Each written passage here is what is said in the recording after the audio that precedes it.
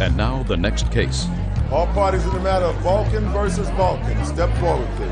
22-year-old student Shawana Balkan is suing her father, machine operator Bruce Balkan, for unpaid credit card charges. Bruce claims he has no idea what she's talking about.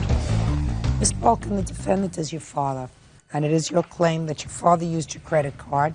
Yes. And he used your credit card up to $5,000. You want him to pay off that credit card bill. Yes, I do. Your father says that he doesn't know where you got this figure of $5,000 from, that the only charge he put on your credit card was a wedding dress because he was getting married.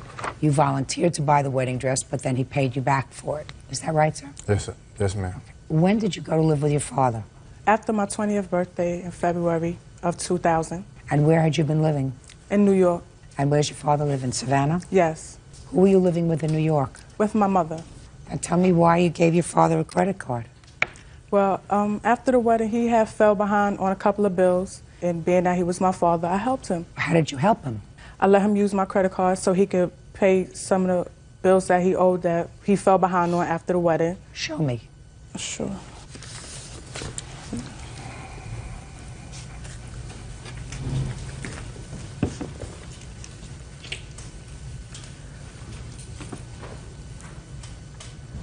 Did you give him the credit card? Yes, I did. As you can see, that it's more than just bills that the card was used for. Well, this says there's a balance of $1,500. Why are you suing him for $5,000? Well, with the charges, over the limit fees, interest, it grew much more than $1,500. I was making all the payments on charges that I did not make. But I see that there are some purchases that were made, purchases, cash advances. Yes, those was from my father. Okay. Yes, sir. Let me start off saying that I love my daughter, okay? I'm proud of her that, you know, she finished school out there in Queens, New York, where it's rough. That's why I thought it'd be the best idea for her to come out and stay with me. I thought she was gonna keep it real with this, but I thought she was gonna keep this real because I have no idea what this is about, okay? Now, first of all, I never had no credit card in my hand. I don't know if she's talking about that. He's lying. There's a charge here for a nail salon for $89. That was made by his wife. And he did use my credit card, Your Honor. I'll be at work, he'll call me at my job and let me know that he needed to use it, and he'll go and use it. I don't understand why he's saying that he never had my card in his hand, because that's not true. There's a charge here for City Hall deposit account. What is that? You have to ask him. What is that? I have no idea. I mean, if you use a credit card, don't you have to sign something? I mean, that yeah, should be you should have the receipts. Well, that should be self-explanatory then. Anything I had should have my name on it. His wife signed it, signed my name actually. This is enough. I didn't sign for anything. Ms. Balkan, it is absolutely impossible for me to make a judgment based upon the evidence that you present to me, whether your father had your credit card or he didn't. Because when you get these things, it is possible to get the signed receipts from the credit card. Then you have somebody's signature. He says he didn't make any of these charges. You say he made these charges. The only way to figure that out is if you have the receipts. I would be able to show you that, Your Honor, but all of those receipts are in his possession because I left Savannah and I didn't take any of those things with me. I just took the clothes that I had and left. I don't have them. I have to be able to see them, Ms. Balkan. Do you understand? I understand. Fine. I wouldn't come in front of you and lie about something like this. He really damaged me a whole lot behind this, and I'm in debt. What made you wait to 2 years? Your Honor, I tried to pay the bill myself. Why? Because I didn't want to take it this far to where I had to bring my father to court. Just a second. Did you write him a letter? Did you write him an email? Did you say to him, what are you going to do about these bills over the last? Do you have copies of those? No, I didn't. It was verbal. I talked to him over the phone. I talked to him face to face. I told him that I need these bills to be paid. At the time, he said that he didn't have the money, and then it just came to the point where he said he's not paying them, and I told him I would take him to court, and he said, do what I have to do. That's why I'm here. That sound familiar to you, sir? No, we did have a conversation about her bills and stuff like that, and first of all, the thing with the wedding dress, I just found out that it's not on this credit card she's talking about. It's a whole nother different credit card. It's not. He's right. Okay, so the wedding dress thing now, that's why I was so, I couldn't understand what she was suing me about. Because the only thing I really remember was the wedding dress that we had. And I really thought that should have been paid off already. Because while she was staying with me, I just asked her to help chip in for little bills. And then she was kind of upset about that. So I told her, well, look, instead of paying me the bills, just take the money you're supposed to pay me and put it towards your credit card. Daddy, we did not come to that agreement until months and months and months after I tried to get you to pay that bill. When did you take the credit card back from your father? I never had it. I'm sorry. When he told me he wasn't paying the bill anymore, I took it back. Well, when was that? This was, I say, about 3 or 4 months after I let him use it. I say he got married in July. I say by December, January. I gave him plenty of time to try to pay for it. He did not do that. I took it back and I left. Just a second. It is absolutely impossible with the evidence that you bring to me, Ms. Balkin, to make a judgment whether your father used your credit card. The only way to do that is to have signed receipts. You can get those from the credit card company. You have to write to them. Now, what do you want to do? You want to do that? I guess I have to. I guess you have to do that. So I'm going to dismiss your case without prejudice. You have leave to refile it when you get those receipts. Do you understand? Yes. Good. Goodbye. I'm sorry it turned out the way it did. Can't believe it. I was here to tell the truth. He know he used my credit card and he's gonna sit there and act like he didn't do it. I love my daughter. I'm not here to hurt her. He said that he wasn't paying it and whatever I had to do, I had to do. I just hope that we can still have a good relationship after this. A lot of things she said about her father, it wasn't true. I'm here for my daughter as long as she needs me. I can't believe you did this to me. Shawana, I did what you used. You know you used it. I can't believe this. Shawana, you never put your card in my hand, and you know it now. Let's be real Daddy, about this. Let's be real. Please, go ahead. I never had your credit card, Shawana. You know that. I can't believe you did this to me. Listen. I have nothing to say. And now the next case. All parties in the matter of Poulter versus Miller. Step forward, please. 53-year-old truck driver Craig Poulter is suing his ex-girlfriend, 28-year-old purchasing agent Heidi Miller, for an unpaid loan to buy a car. Heidi says Craig bought the car as a gift. Mr. Poulter, you claim a loan to the defendant in the amount of $3,000 some odd so that you could purchase a car. Yes. The defendant says it was never a loan, never intended to be a loan. What was your relationship to the defendant? Well, Heidi and I had met in about June of 2000, and shortly thereafter started dating and ended up in a boyfriend-girlfriend relationship. And during the course of that relationship, which lasted about a year and a half, Heidi had mentioned that the vehicle she was driving at the time was being too costly for her to afford. We discussed the situation and came up with an idea that at the right time, when the right car came along, to purchase a different vehicle, and then she would be able to get rid of the one that she really couldn't afford owning. Was it a leased car that you had? Yes. It's a lease? Yes. And how much was the lease? $369 a month. So does that sound right so far? Yep, pretty much. Okay, go ahead. So it was the 25th of June 2001, and we spotted a nice-looking used car for sale by private owner. We decided to stop and take a look at this vehicle, knowing that she would sooner than later be getting rid of the Blazer. When we came back from the test ride, I told her that if we can make the right deal with the gentleman for the right amount of money, I think it would be a good car for her to have. Okay. And at that time, I said, as far as paying me back for the car, we can work that out later. Let's first take care of what's important, is to get you a car. Are you telling me that you had a discussion with her at that point about paying you back the money? There was some short discussion about it. It wasn't a real long conversation. I mean, it might sound right. It sounds right to me that you might say, listen, if we can make a good deal on this car, let's do it. But it doesn't sit right with me that you would say at that moment, and then we'll talk about paying me back, you know, later.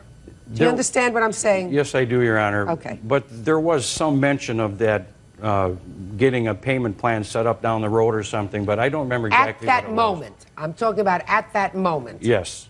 All right. I'm not sure if I believe that. Go ahead. So what happened? So you went and you made a deal with the man? Yes.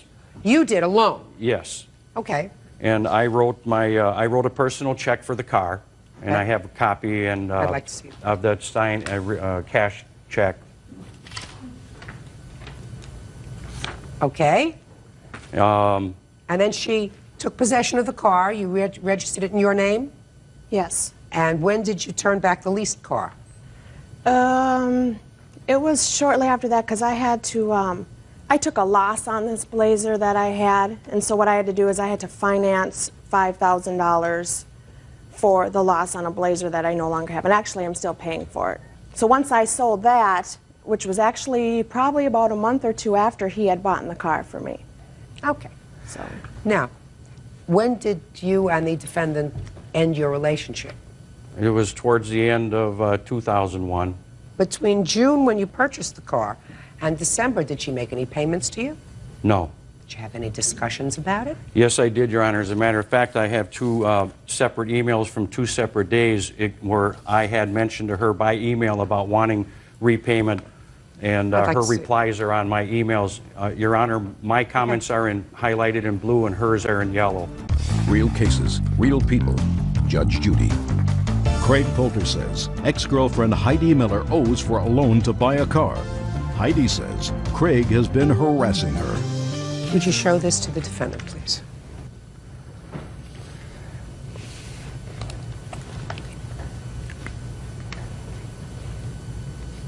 okay. Ms. Miller, those emails, especially yours, don't seem consistent with your defense, which is that this car was a gift. The reason, if I said those things, because I don't remember, it was such a long time ago. It's not so long ago in the scheme of things. But I said this basically said those emails to appease this man. He's very controlling of me. I had to get a restraining order against him after all this whole thing. It was just to get him to back off. Just a second. These were in September. You didn't break up with him until later on in the year. Actually, we broke up in September. It was such an on and off relationship. Well, then it was back on again. No, it was not. Well, you want to go on and continue then and tell me about these emails that you sent, which seem to indicate that he was telling you, don't worry about getting a part-time job to start to pay me back. Because you said, I'll get a part-time job and pay you back. He said the most important thing is that you get a good full-time job, Which I and then you have. can start paying me back. And you say, I'm really stubborn, I know I want to pay you back, and I'm going to pay you back. You say that on 2 separate occasions. Just to appease him, because he was harassing me with phone calls and with different emails that I don't keep every single email that is sent to me. I'm sorry that I don't. But if I could, you know, I have the emails when I had gotten the order of protection, and Let's get to the money. I don't owe him for it. It was a gift. At the time of when we purchased the car, we never talked about anything about that I was going to repay him or anything. Your Honor. He went and took for a test drive. I had nothing to do with the car. Okay. He came back to me and said, this is a good car for you. Okay. Your Honor, I also have an audio tape recording that I made of a conversation between Ms. Miller and I. We have queued up one of the most important parts of the tape. I'll hear it. Thank you. Well, you do know you owe the money. Yeah? What are we going to do, Heidi? I don't know. I can't believe in all this time you haven't been able to send any money at all. Exactly, me either. Things are tight. Okay, plain and simple, Heidi. What is the next step? I don't know. I asked her point blank on the conversation, and it's in this tape. I said, Heidi, are you trying to say that you don't owe me the money for the car? And she very frankly answers, no, I know I owe you. No, it's clear to me, sir, Okay. that she owes you for the car. It was just miscued. It's clear to me that she owes you for the Thank car. you. She acknowledges on the tape she owes you for the And car. I She also acknowledges have- in the email she owes you for the car. Right, and I have my Only daughter today as a she witness. says she doesn't owe you for the car. No, that's... Only today. Now, if you had $369 of car payments for a Blazer that you couldn't afford, and if you gave him $100 a month, which would cut your expenses substantially, then you could pay the car off in 30 months and you wouldn't have a problem. Or if you gave him $50 a month, but you gave him nothing. Well, I had to pay for that Blazer loan, that $5,000 loss. Whose fault is that? Is that his fault? Yes, because he told me that was the best thing for me to do, was to get rid of that Blazer. Hey, listen. That's what he told me to do. You look like a very strong, strapping girl, and there is absolutely no reason why you let somebody else make decisions for you. Sounds to me as if you made your own decision to lease a Blazer. You could have leased a car that you could buy or lease for $150 a month. You decided to rent a to lease a big I one. was married when I rented that lease. Who cares? That's not his fault either. In any event, he was trying to be helpful. He expected repayment. You broke up with him. I don't know why. I'm not interested. You owe him $3,075. Judgment for the plaintiff. That's all. Thank you, Your Honor. All right, are excused. You may step out. Why would someone that you're not in a relationship continue to send you gifts? There was nothing harassing. We ended the relationship in September. He continued to send me flowers every single month. Even the judge at the restraining order hearing told me he agreed there was nothing threatening. He is just a controlling man. Only in regards to the money that she owed me. 25-year-old auto painter Mike Lewis is suing his former friend, 21-year-old bartender Mary Goodman, for having him falsely arrested for grand theft auto. Mary says Mike left her no other choice. Order. All rise.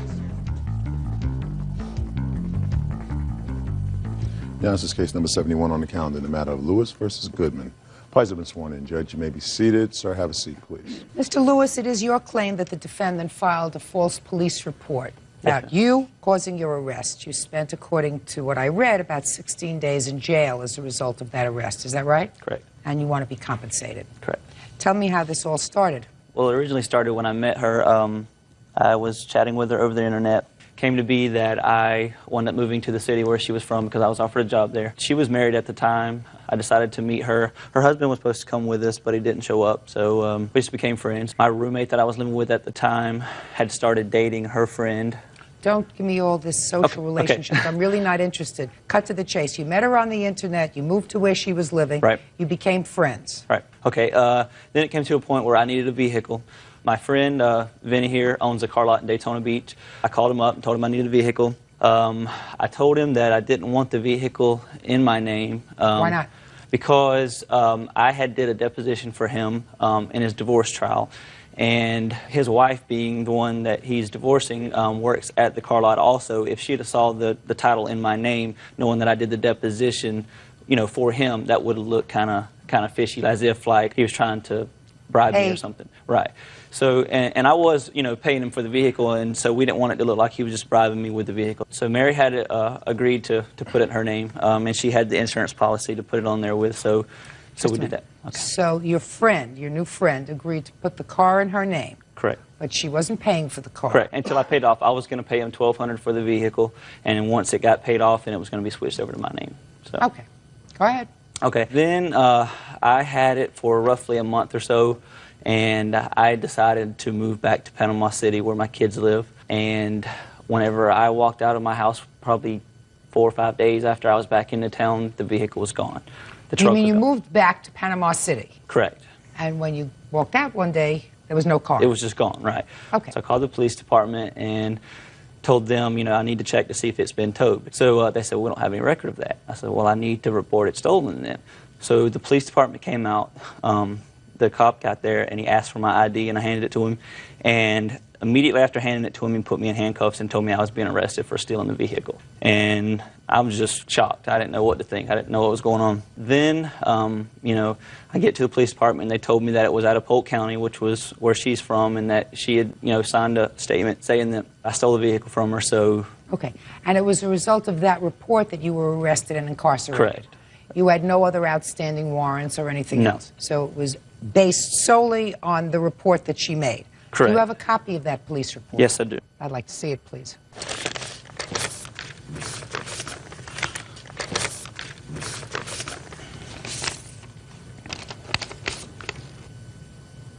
Okay, I'll hear you.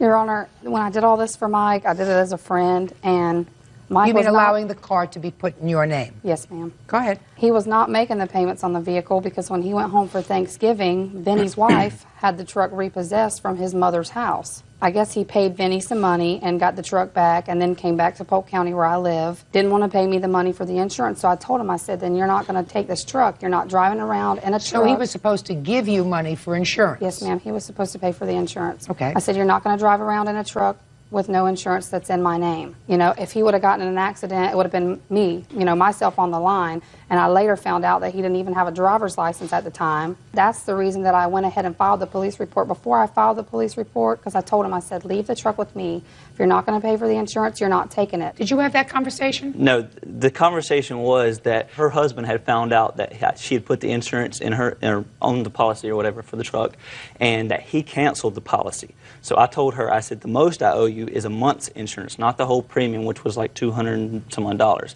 And I said, I'm not going to pay you the whole premium. It was $600 for 6 months. Or whatever it was. I said, the most I owe you is a month. And I said, and not one point, not at one time did she say, do not take the truck. Yes, now, I did. my roommate was there at the time, and he was saying, don't take the truck. But the reason why he was saying it was because that was his only means of transportation, was me and him riding together, and he didn't want me to take it. He wanted to keep it there. Well, let me ask you this question, Mr. Lewis. At the time that you took the truck, did you have insurance? I don't know, to be honest with you, because I had the insurance card. Well, if you just a second. If you don't know whether you had insurance, then you didn't have insurance. If you don't know, then you don't have it. Now, at the time that you took the truck, did you have a valid driver's license? I didn't know it wasn't valid at the time. I really didn't. I didn't know that until I got to put in jail for it. Not for that, but for this. I didn't know that I had... What was the reason that you didn't have a valid driver's license, Mr. Lewis? I was in a motorcycle accident the year before, and I didn't work for 8 months, and I got a ticket for the motorcycle accident, and I wasn't able to pay the ticket, and that's what suspended my license. That's baloney. No, that's very true. There's something more to that. No, that is the God's honest truth. When you had the motorcycle accident, was there any alcohol involved? No, ma'am. So you didn't pay one ticket and they suspended your license? Well, there was actually 3 tickets. There was 3 tickets total. So you were irresponsible in not paying for the ticket. Is that right, Mr. Lewis? No, it was either paying my child support or paying my tickets. And if my child support didn't get paid, I would have been put in jail. So whenever I was getting unemployment from a motorcycle accident, I either had to pay my child support or pay these tickets. How much were the tickets, Mr. Lewis? A total of $600 and some odd. And what were the tickets for, Mr. Lewis? One was for no motorcycle endorsement. One was for... Just a second. What does that mean, no motorcycle endorsement? In Florida, you have to have, if you ride a motorcycle, you have to have a endorsement for riding a motorcycle. What is an endorsement, Mr. Lewis? Let's talk English. As far as I know, it's just a class that you take to say that you're qualified to ride a motorcycle. So you didn't take a class in order to ride a motorcycle. Is that what you're telling me? Correct. I was just simply going on a joyride around the block with somebody, Mr. so it Lewis, wasn't that I owned a motorcycle. Mr. Lewis, all right. So you got a ticket because you did the wrong thing by riding a motorcycle without having a proper endorsement. Correct. What was the second ticket for, Mr. Lewis? Improper turn, I think is what it was, or improper something. I'm not sure what it was. It was because when I turned onto the road, I had lost control of the bike, and a truck hit me, and I went into oncoming traffic. So and what was the third ticket for, Mr. Lewis? For... I think they call it careless driving because of that. So, it's either careless driving or reckless driving. I couldn't remember what they said it was. So. Judge Judy continues in a moment. You did not pay her for the insurance. Correct. You did not have your own insurance policy. No. You did not have a valid driver's license. But I didn't know that. You didn't know a lot of things. And later today, she took some property of yours. A blouse, some art pads, and I had some Disney books. Are we talking about nonsense? Are we talking nonsense? I suppose so. All right. I don't want to talk about a blouse. I don't have time for a blouse. real cases, real people. Judge Judy. Mike Lewis says former friend Mary Goodman had him falsely arrested for grand theft auto. Okay, so let me understand this, Mr. Lewis. You were driving a car that was not in your name, that you had put in her name because of some problem that you had with a deposition. No, it wasn't a problem. That's the story you're telling me now. So you had the car put in her name. You were supposed to pay her directly for the insurance. Right. And you did not pay her. Not for that month, correct. You did not pay her for the insurance. Correct. You did not have your own insurance policy. No. You did not have a valid driver's license. I did when I started. You did not have a Not at the valid time. driver's Not at the license. time. But I didn't know that. Whether you knew it or not, you didn't know a lot of things. And you knew that you should not be driving the car because your roommate told you, don't take the car because you don't have insurance. Well, see, the reason why Your roommate told you, don't take the car because you don't have insurance. Correct, but I also thought that the reason why he was saying that was because he wanted it to stay there because he would have had no way to work. That's why That's why you thought he was saying that. Correct. But the truth is, you didn't have insurance. To be honest with you, I don't know because it was in her name. Well, to be honest with you, Mr. Lewis, I was thoroughly prepared to rule in your favor reading the papers, because according to the papers, it appeared to me that Miss Goodman was being vindictive when she filed a false police report indicating, I'm speaking, indicating that you had stolen the car. But what she said was, in her affidavit, is that you took the car without permission. The car was in her name. You had been using the car. Then she told you not to use the car because there was no insurance. You say no, she says she told you. If she didn't tell you, your roommate told you don't take the car because you don't have insurance. Now, what do you think would have happened? Do you own a home? No, ma'am. I live with a roommate. Do you have a car? Yes, ma'am. You have a bank account? Yes, ma'am. Do you work? Yes, ma'am. Okay. So what can happen, Mr. Lewis, is if you get into another accident because you are A, making a wrong turn, or B, driving recklessly like you did with your motorcycle, you don't lose anything. Wrong. The motorcycle that She loses, I'm speaking, she loses everything. You had no driver's license, you have no insurance, but the car is titled in her name, which means she is responsible. Her bank account is responsible, her automobile is responsible, and everything she had could be tossed to go to pay if you have another accident in an uninsured motor vehicle that's in her name. Do you understand that? Yes, I do, but... Good, your case is dismissed, that's all. Parties are excused. You may step out. They arrested me and took me to jail for stealing the vehicle. He was responsible for paying for the insurance and for paying for the truck. I wound up spending 2 weeks in jail because of this. I didn't want things to come to the point they came to where he had to be arrested to begin with. I spent a week or 2 weeks in jail, and I missed a whole week with my kids for Christmas that year. He did miss time with his children, which I feel bad about. If she didn't think I should have the vehicle, she should have went to a civil court. Mike and I were good friends, and I did tell him not to take the truck. Not once did that ever come out of her mouth, not once. Do for yourself. Don't try to do any favors for others. Pick better friends. 21-year-old customer service manager Ryan Sells is suing his co-worker, 18-year-old inventory clerk Kristen Ballou, for having him falsely arrested for a sexual assault. Kristen says Ryan fondled her at work. Order, all rise.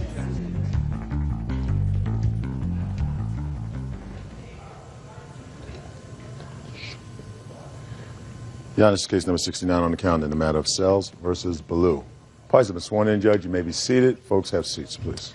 Mr. Sells, it is your claim that the defendant filed false charges of sexual assault against you, and ultimately those charges were dismissed. I assume they were dismissed after a trial, is that right? Yes, ma'am. And you want to be compensated? Yes, ma'am. Tell me how you know the defendant. The defendant is an employee that I work with. I am her supervisor. And how long have you worked together? I believe about a year.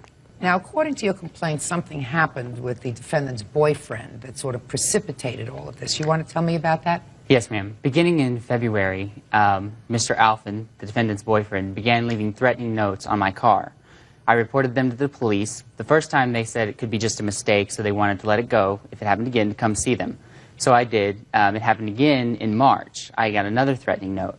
I had the police come down. Do you have those notes? I do have part of one. It was raining outside, so it got pretty destroyed. The other one is at the police station as evidence, so can to give this to the judge, please? Sure. Thank you. Sorry. I love when they tell me my job.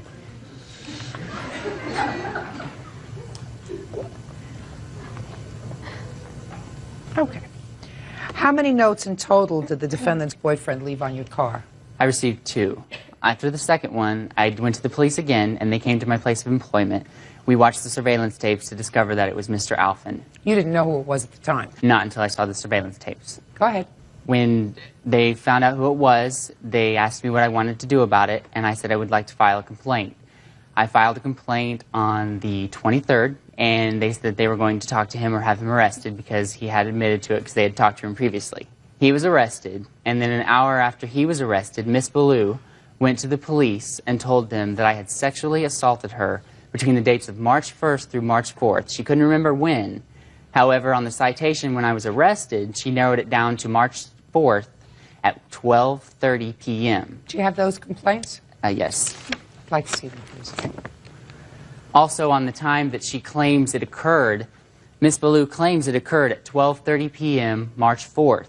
However, I have coinciding records that show Ms. Ballou did not clock in for work until 12:57 that day. There would be no possible way in that 27 minutes I could do an override or a supervisor function for her if she had not even gotten a register yet or been at work. So what happened when you were arrested, Mr. Sells? You were arrested, ultimately, I assume you had to hire a lawyer, you were given Yes, a lawyer? I did. You hired a lawyer? Yes, I did. What happened with the boyfriend's case? We were both given the date of May 2nd. However, I moved it up to 4/18 because I felt I wanted to get it over with. The situation was bad enough. I didn't need to let it drag out. Mr. Alphen pleaded guilty to harassment and was given a year's probation, the same date that my trial was. What happened at the end of the trial? My lawyer kept pushing that we had surveillance tapes and videotapes that had to be shown if they wanted to prove, you know, for beyond a shadow of a doubt that I was not guilty. The judge didn't want to watch the tapes, so he appointed the prosecutor and my attorney to watch the tapes. They watched the tapes. A few days later, the judge ruled not guilty. Did the prosecutor agree that that was... Yes, move yes, to he agreed. dismiss the charges? Yes, the judge, the prosecutor, and my lawyer were all together in it. Okay. Now, I've read in your complaint, sir, that you had had a conversation with Miss Ballou, either you or your lawyer, prior to the date set for both her boyfriend and you to appear in court with regard to dropping the charges. Can you Yes, tell me ma'am. about that conversation? We were in court getting ready for my trial, and Miss Ballou's lawyer, attorney, came to my attorney and spoke with us about if I would drop the charges against Mr. Alphen, then they would drop the charges against me. And you declined to do that? Yes, I did, due to my innocence. Were you suspended from your job for any period of time? Yes, I was, ma'am. For how long? 33 days. You are now back at work? Yes, ma'am. What about the defendant? She wasn't suspended. She is still employed. All right, Miss Ballou, now I'll hear you. Well, when I made the complaint to the officer in the report, it was not the 4th. It was sometime the first week, the 1st or the 4th. What date did you start to work at the company together with the plaintiff? The beginning of August, I would say. Of 2001? Yes. And Mr. Sells was your supervisor all that time? Yes. And was this gentleman your boyfriend all of that time? Yes. Now, I want you to stand up, sir. Your last name is? Alphen. Mr. Alphen, why were you leaving notes on the plaintiff's car? Because my girlfriend, then my fiance now, is being sexually assaulted at work. No, sexually assaulted is a conclusion. What did your girlfriend tell you that inspired you to leave these notes? The plaintiff, Ryan, a person has their personal space, and at work he would stand very close to Kristen, you know, talk to her in a flirty manner, try to rub her shoulders, and she would tell him to stop, and he would just blow it off like she was joking. He would try to hug her all the time and put his hands toward her breasts, and yes, ma'am. That you're making up? No, ma'am. That you're making up as you're going? Keep going. And finally, there was an incident at work where he got very close to her, rubbed himself on her. No, that happened in March, sir. That happened after you wrote the notes on his car. Yes, ma'am. Now, after you left these notes on his car, which you, I assume, did not sign. No, Your Honor. What did you say in the notes, sir? I called him a little bitch. You called him a little bitch? Yes, ma'am. I don't know Now, if why would you call him a little bitch? Shut, please. Because I was very angry. A little bitch is not something that you call a man. You may call a man a bitch, but you don't call a man a little bitch. Now, why did you call him a little bitch, sir? Because I was very angry at him for touching my fiancée, ma'am. You're not answering my question. Well, Officer Byrd understands my question. You call a woman a bitch. You don't call a man a little bitch. And you know that. So why would you call him a little bitch? Because I was angry, Your Honor. Judge Judy continues in a moment. You fudged it a little bit with the, he rubbed up against me, and he touched my back. If Brian would not have done anything to me, there would have been no motive. I don't believe he did anything to you, madam. I think you're full of baloney. Real cases, real people. Judge Judy. Ryan Sells claims he was arrested when co-worker Christine Ballou made false allegations of sexual assault. Ryan says she was looking for revenge. Now, Miss Ballou, is it just coincidental, madam, that you filed a formal complaint for the first time for incidents that had occurred months before 1 hour after your boyfriend was arrested? Is that just coincidental? Is that what you want me to believe? No, I had... It was on purpose? Yes. Okay. Now tell me, what inspired you 1 hour after your boyfriend was arrested to file this complaint? Well, I had talked to management about it before, and they didn't seem to do anything. So the officer didn't cuff him or anything. He just came to our place of work and told him that both of us needed to meet him at the police station. So we went down there, and I told him everything that Mr. Sells has done to me, and he asked me if I would like to make a complaint, and I said yes. But that day, when we were at work, when I turned him into management for like the 5th time after they didn't do anything, he came back up to work after he Do you have any copies of the reports that you made to management prior to March of 2002? They didn't have me write a statement. They just talked. And you didn't write a statement? They did not No, you did not write a statement. You have the ability to write a statement. I did write statements with one of my management. Oh, let me see it. I don't have them. They would not let us take anything out of... Mm-hmm. Well, if you write a statement, an intelligent person keeps a copy. Go ahead. Ryan came back up to work after he found out that I had turned him in, walked up to my register when I was checking people out, told me I was full in sexual harassment, all this was bull. I believe that's true. So... I believe that's true. I have... Oh, I believe it. Let me see your proof. That Ryan has done this to me and other women, and that other people have seen it. You want them? I don't want letters. I don't know who the people are. I don't know if they're your friends. I don't know. Certainly your letter is self-serving. One of the women that are on here is sitting right over there that states... You have a letter from a woman who is sitting over here? I have a letter from a woman that saw Mr. Sells, the way he acts sexually towards this woman sitting over here. Oh, well, let me see. I'd be quite... Don't tell me your name.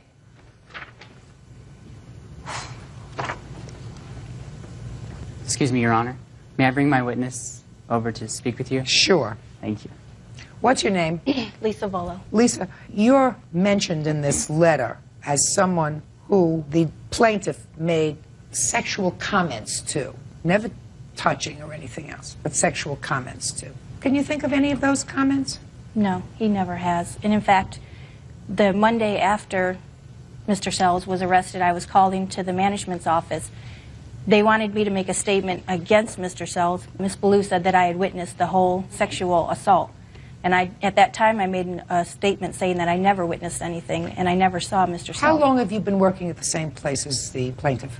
I've been working at this store for 9 months. Have you ever seen Mr. Sells do anything of a sexual nature that was untoward physically to anyone? No, ma'am, I've never. And I want you to be honest with me about this. Have you ever heard him say anything, even in a joking manner, that might be construed as being inappropriate? No, I have never. Now, Mr. Rolfin, did your girlfriend and now fiancé ever say that she didn't like the way Mr. Sells was talking to her? Yes, ma'am. Did you ever go up to him and discuss it with him? No, ma'am. Why not? Because I was very angry and I did not want to take any physical action against Mr. Sells. That's not physical action. Well, That's not physical action. Let's just say, listen, you may think something is cute, but my girlfriend doesn't appreciate it. So I'd like you to not talk to her about anything other than being very professional, rather than writing these sick notes and leaving them on his car unsigned.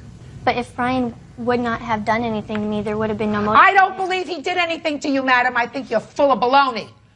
I think maybe you didn't like the way he talked to you, but there isn't a chance in hell that he sexually assaulted you as you outlined in your papers. And what you did was your boyfriend got busted because he wrote nasty notes on the car, and this was your way of gaining leverage. Because if you would have said, well, he talked to me inappropriately, they would not have arrested him. They would not have arrested him. So you fudged it a little bit with the, he rubbed up against me and he touched my back. Now, your boyfriend has an interesting choice of words when he refers to the plaintiff. So he may not have liked him for a variety of reasons. But there is no question in my mind that you are full of it when you say that he physically touched you. So, he was out of work for 33 days. He hired a lawyer. The maximum he is suing for in the jurisdiction where you come from is $3,000. Yes, I believe you are entitled to every penny. Thank Judgment you for the so plaintiff. much, That's Judge. all. Parties are excused. You may step out. And everyone knows that she lied and that I was totally innocent the whole time. Ryan knows what he did, and he should be punished, but he's not. I've never seen Ryan do anything. and I just knew she was lying. Stay away from Ryan. Miss Ballou put me through hell for nothing. And now the next case. All parties in the matter of Barnett versus Jimenez. Step forward, please. Teacher Eileen Barnett is suing her former roommate's boyfriend, 25-year-old electrician Adrian Jimenez, for crashing into her car and her home. Miss Barnett, you know the defendant because somehow you live in the same house that his girlfriend lives in? Yes, I rent a room to his girlfriend. You're not going to have to say much because I really need the explanation from Mr. Jimenez. According to your complaint, your car is parked in front of the house. Mr. Jimenez was coming to visit his girlfriend. He pulled into the driveway, I guess, of the house and hit your car. Your car then proceeded to roll into the house, causing a substantial amount of damage to both your car and the house. Yes, ma'am. You're suing for both? Yes, I am. Okay. Mr. Jimenez acknowledges the fact that his car, according to him, tapped. Is that right, Mr. Jimenez? That's correct. Tapped your car, and as a result of that tap, it went into the house. He, however, says it is not his fault because you left your car in neutral and parked it in not a great spot. So therefore, she is responsible. Is that right, for her car going into the house? Now, I want you to be quiet, Mr. Jimenez, because I'm going to ask you a series of questions. You see that picture that's right in front of you? Yes. I want you to keep looking at it. I want you to stare at it, sir. Did it move? Not yet, no. How long do you think you can look at that picture until it moves? Not long enough. Now, let's say you take your finger and tap the picture. Just tap it a little bit. See if you can get it to... See how it moved? It budged. Just a second. You see how it moved? Yes, I did. All right. Her car may or may not have been parked in neutral. Her car may or may not have had the emergency brake on. That is not the reason the car moved. The reason the car moved is because you hit it. Do you understand? Like the picture moved, not because you were willing it to move, but because your finger touched it. Okay, I even gave her money towards the payment, okay, for me to be able to fix it. I told her, my estimate, okay, for my friends, I can get it paid, work done for $100, give or take. Yeah, it's just a minute. Go ahead. So? Now, when I went to her and I gave her that money and I asked her for a receipt, she didn't. She told me she wasn't going to give me one. What more can I say? Can I see the photographs of the damage, please, first? Okay. He gave you $100. Right here is the photograph of the driveway where he veered off right before he hit the rose bushes. That would be right before the house. Can I see a picture of the damage, please? Okay, and right here is rose bush damage. Damage to the house. That is the damage to the house. Mind you, the wood and the grate were not on there. They were put on there for fear of burglary afterwards because there was an open hole in my house. Your Honor. Due to the fact of my car, after being pushed by his car Rose bushes. into my house, took out the whole window. We had to remove the bay window. Okay, now can I please see the cost of replacing the bay window? Okay, this is the cost of the bay window alone without the labor. Okay. Okay, I'm having a relative install it, so... Okay, shh. Now, Your Honor, she was already having her house remodeled, okay? When her car went into the house, did it go into the bay window? Went right underneath it. Did it break the window? No, it did not. It didn't? And it didn't, and it already had the fence on it. That is a lie, Your Honor. Just, of course it is. You mean she just put this wood up in front of where the window was for no reason? You know, I don't know why she put the wood there, okay? The railing was already there. The window didn't break, otherwise I would have seen glass. That is another lie, Your Honor. Okay. Now, if my truck hit her car with the force and momentum that she now, says... can I please see the damage to the car? Can I see a photograph of the car damage? I do not have the photograph of the car damage because I was under the assumption that he was going to pay for it. So it was already fixed, and then he denied payment. He told me to go ahead and get an estimate, and I went and got it fixed. And he's saying he can go to pick apart and fix my car for $100 when there's clearly a lot more damage to the car than that. Because the front bumper hit the front of the car, and the right rear bumper was hit by his car. Yes. So it was damage to both ends. And for $100, he smacked down the table. He said he could fix it and pick apart for that kind of rear damage. bumper, which is what I'm responsible for. No, you're not. Why not? That's because what I did. Hey. That's what a homeowner's insurance is for. Listen to me. Listen to me, sir. You're entitled to the damage you caused. That was parked halfway on the driveway. So what? I mean, it's my driveway. How many people get out their car to go get the mail and leave the car running, okay, in neutral without the emergency brake on. I mean, Your Honor. People that were going to go back and get in the what? car to That's drive up to basic their house driver's ed, afterwards. Listen okay? to me, sir. And if you park on a slope, you turn your wheel. Listen to me, You don't sir. aim it to your house. Why did you hit her car? Why did I barely tapped it when I was trying to move around it?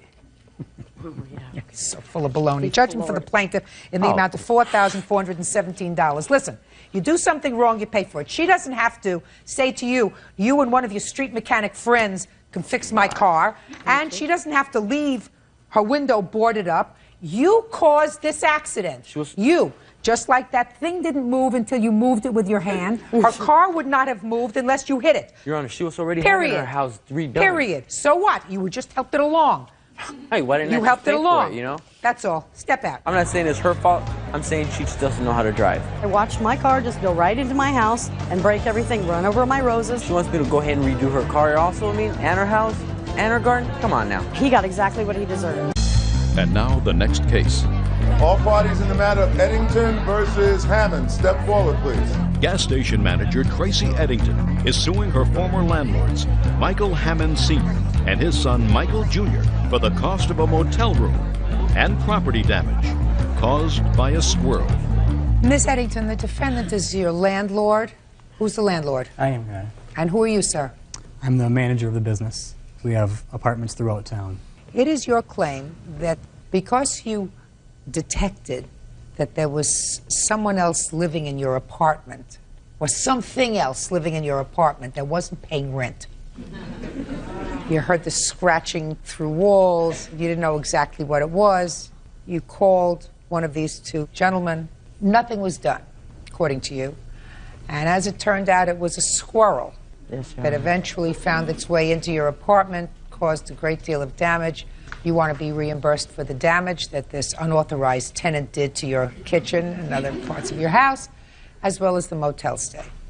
How long have you been a tenant of the defendants? A little over 3 years. Miss Eddington pay her rent on time? No complaint with it. So it's been fine? It's been fine. Great. When did you start to hear this little critter in your apartment? It was March 12th of 2002. I was sitting at my table, and I heard something in the kitchen. I thought it was my two cats. Stop playing with paper, I can't hear. Until they walked past me, and the noise still continued. And that's when I got up to see the squirrel run across my feet and back down in the basement. So the little thing actually went across your feet? Mm-hmm. What did you do? I got on the phone and called Mike Jr. and told him that I saw a squirrel in the kitchen, and he told me that they had a boiler out at a different facility and that he would get someone there as soon as he could. When was as soon as he could? March 18th, almost a week later. The squirrel came in on Tuesday. That Friday, I came home to plants all over the place, food, clothing. The squirrel had relieved himself on my microwave, ate up plants, chewed through a maple syrup bottle. I have pictures of the squirrel. I have dead and alive pictures of the squirrel. How'd you get pictures of the thing when it was alive? Well, I called someone and they told me what to do to try and get him out of the apartment. They said to take peanut butter and put it on bread and leave little trails for him. And he went for the bread, but he went back under the stove each time with his food. So I was able to grab my camera off the table and take a picture of him. Is this a squirrel in a box? That's the dead squirrel. I'm not quite sure how he died. How did he die? We had a mouse problem, and I put mouse bait down in the basement, and I think it got to him, and he died in my box of clothing. So before the defendant found time to come back to your apartment, all this damage was done? Yes. Friday night, I just grabbed my cats and some clothes, and we went to a motel. How long were you at the motel? 9 days. That following Monday, they did put a trap with crackers in it, and I did go back, and there was never any squirrel, and then my brother finally found the squirrel dead in the box. When did he find the squirrel? March 23rd, the last day I was at the motel. Okay, who wants to talk? I would, Your Honor. Okay, go ahead. The first time we had a phone call, we documented everything, the phone calls, was the 15th, which was on a Friday. She says she called on March 12th. Did you call on March 12th? I called the day that the squirrel came into the apartment. Which was March 12th. How do you know it was March 12th? I remembered I wrote it down. Do you remember what day of the week it was? That's a Tuesday. Did you call after that Tuesday? I called every day after that. Okay, so the first time you documented her phone call, it was March 15th. Is that right? The first time it was brought to my attention was March 15th, which was a Friday. Did you speak to him or to somebody else? I spoke to him. Maybe you were busy. Go ahead. I sent a maintenance worker over there with a flashlight to check the apartment, check the basement. He came back with nothing. Tracy called me back later, said she's still hearing sounds. At this point, there wasn't anything seen, it was only sounds. I went back over there personally, went through the basement, went through the apartment, still found nothing. And then on Monday, which was the 18th, Tracy called me in the morning and said the squirrel had gotten in here, he ate my plants. That's when I called the exterminator, met him over there on Tuesday. The 19th was the quickest he could be over there, who did set up a live trap. And according to my records, Tracy's brother found the squirrel Thursday morning. So we've got conflicting dates, obviously. Okay, but it is clear that even if she called on the 15th and she said to you that there is some sort of animal, rodent, and it was a squirrel because I've seen it. I've seen it. I saw it. It ran across my feet. She says the 12th, you say the 15th. Clearly, it was before the 18th, which was the date of the damage. That if you had gotten the exterminator out there between the 15th and the 18th, but you have a tenant who's a perfectly good tenant, paid a rent on time, not a pest, who says to you, there's trouble in my apartment. I mean, it's not the kind of trouble that's an emergency trouble because it's not a pipe burst or water is leaking all over the place. It's a squirrel. But when it became an emergency, she had to move out. For the record, the 15th, when she called me, she was still hearing noises. Didn't actually see the squirrel until the 18th. I thought you told me you saw the squirrel initially. I saw the squirrel on the 12th. Yeah, on the 12th. Yes. That's what she said. And I believe she called you on the 12th, and I believe that you were probably involved in a whole bunch of other things. You see, you manage a whole lot of buildings. Is that That's right? correct, yeah. You got a lot of other things on your plate. She only has one squirrel. She's asking for, as far as I'm concerned, a minimal amount of money. It's just damage to her property, which I see, and reimbursement for motel expenses. She's asking for $581. That seems perfectly reasonable. That's it. Judgment for the plaintiff in the amount of $581. That's all. Parties are excused. You may step out. There's conflicting dates. It was a danger to me and my cats, and it just wasn't taken seriously. From the first phone call forward, we wrote the time and dates down. I felt unsafe. We were there on time and time. Make sure all your holes are patched up in your house. And now the next case. All parties in the matter of Tyler versus Webb. Step forward, please. Tax preparer Peggy Tyler is suing her former employer, business owner Tom Webb, for past due wages and sexual harassment. Ms. Tyler, according to your complaint, you worked for the defendant in January of 2000 and... Till April 15th of 2002, I'm sorry. April of 2002, mid-April. Yeah. Right. And you claim that he owes you some money. You say Yes. he owes you money for some wages that he didn't pay you for, that 2 weeks' worth, that he owes you some commission. Yes, ma'am. That he sexually harassed you, which is the reason he's not going to pay you because you did not respond to his advances. And third and finally, that he had promised to pay your son some money for doing some odd jobs for him. It was one, Your Honor. They took a balloon down the whole season. You'll explain that to me because I have no idea what kind of work you were doing for Mr. Webb because it doesn't say in the complaint what kind of work you were doing and what kind of place he has. Mr. Webb says there was some money outstanding, according to him, but he said you broke your agreement with him. The agreement was that you would work for him through April 15th. And you left prior to that date, so he's not paying you a dime. No, I didn't leave prior to that date. That's your defense. Is that right, sir? Judge Judy continues in a moment. He would look down our blouses and make comments about our breasts. And the other thing you say is your boobs would make nice pillows. Mm-hmm. We're supposed to be seen and not heard. Real cases, real people. Judge Judy. Peggy Taylor says former employer Tom Webb sexually harassed her when he called her a hot biker mama. Peggy says when she rebuffed his advances, he refused to pay her. What kind of business do you have, Mr. Webb? Tax preparation and filing, Your Honor. Ms. Tyler, when did you start to work for the defendant? I actually started to work for him December the 23rd. In what capacity? I was a tax preparer, Your Honor. And what was the salary that you were supposed to receive? $7.50 an hour. Is that correct so far? Yes, ma'am. Now, what about the commission part of it? When we got hired, everybody that got hired we signed a paper and agreed to that if we quit or was fired before April the 15th, we would not get our commission. Well, I don't understand what the commission was. Is that a bonus? The commission, yes, ma'am, it's like a bonus. It's on every tax return that I did. I get so much commission on that. Let me see the contract that you signed. It's not a contract, Your Honor. This is the people that I did from January, all of us in the... Can I see the contract that you signed?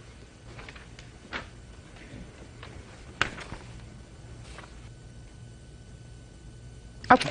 So according to this, you started to work for him on January 1st, 2002. And you worked for him until what date, Ms. Tyler? April the 15th at 9 p.m. And how much are you owed in salary? It's about $600. Did you pay her salary for the last 2 weeks she worked for you? The last pay period was actually about 8 days, and she did not receive that paycheck for those last 8 days, which Why would not? have been a gross of about $310, net of about $270. Ms. Tyler owed me $400. For what? From a loan I made to her February 1st. I'm not in the habit of loaning money to my employees, but she had a distinct need, a child who was very ill, who needed medicine, and if she didn't have that medicine, the child would either get very ill. Did you borrow money from him? Yes, I did. How much?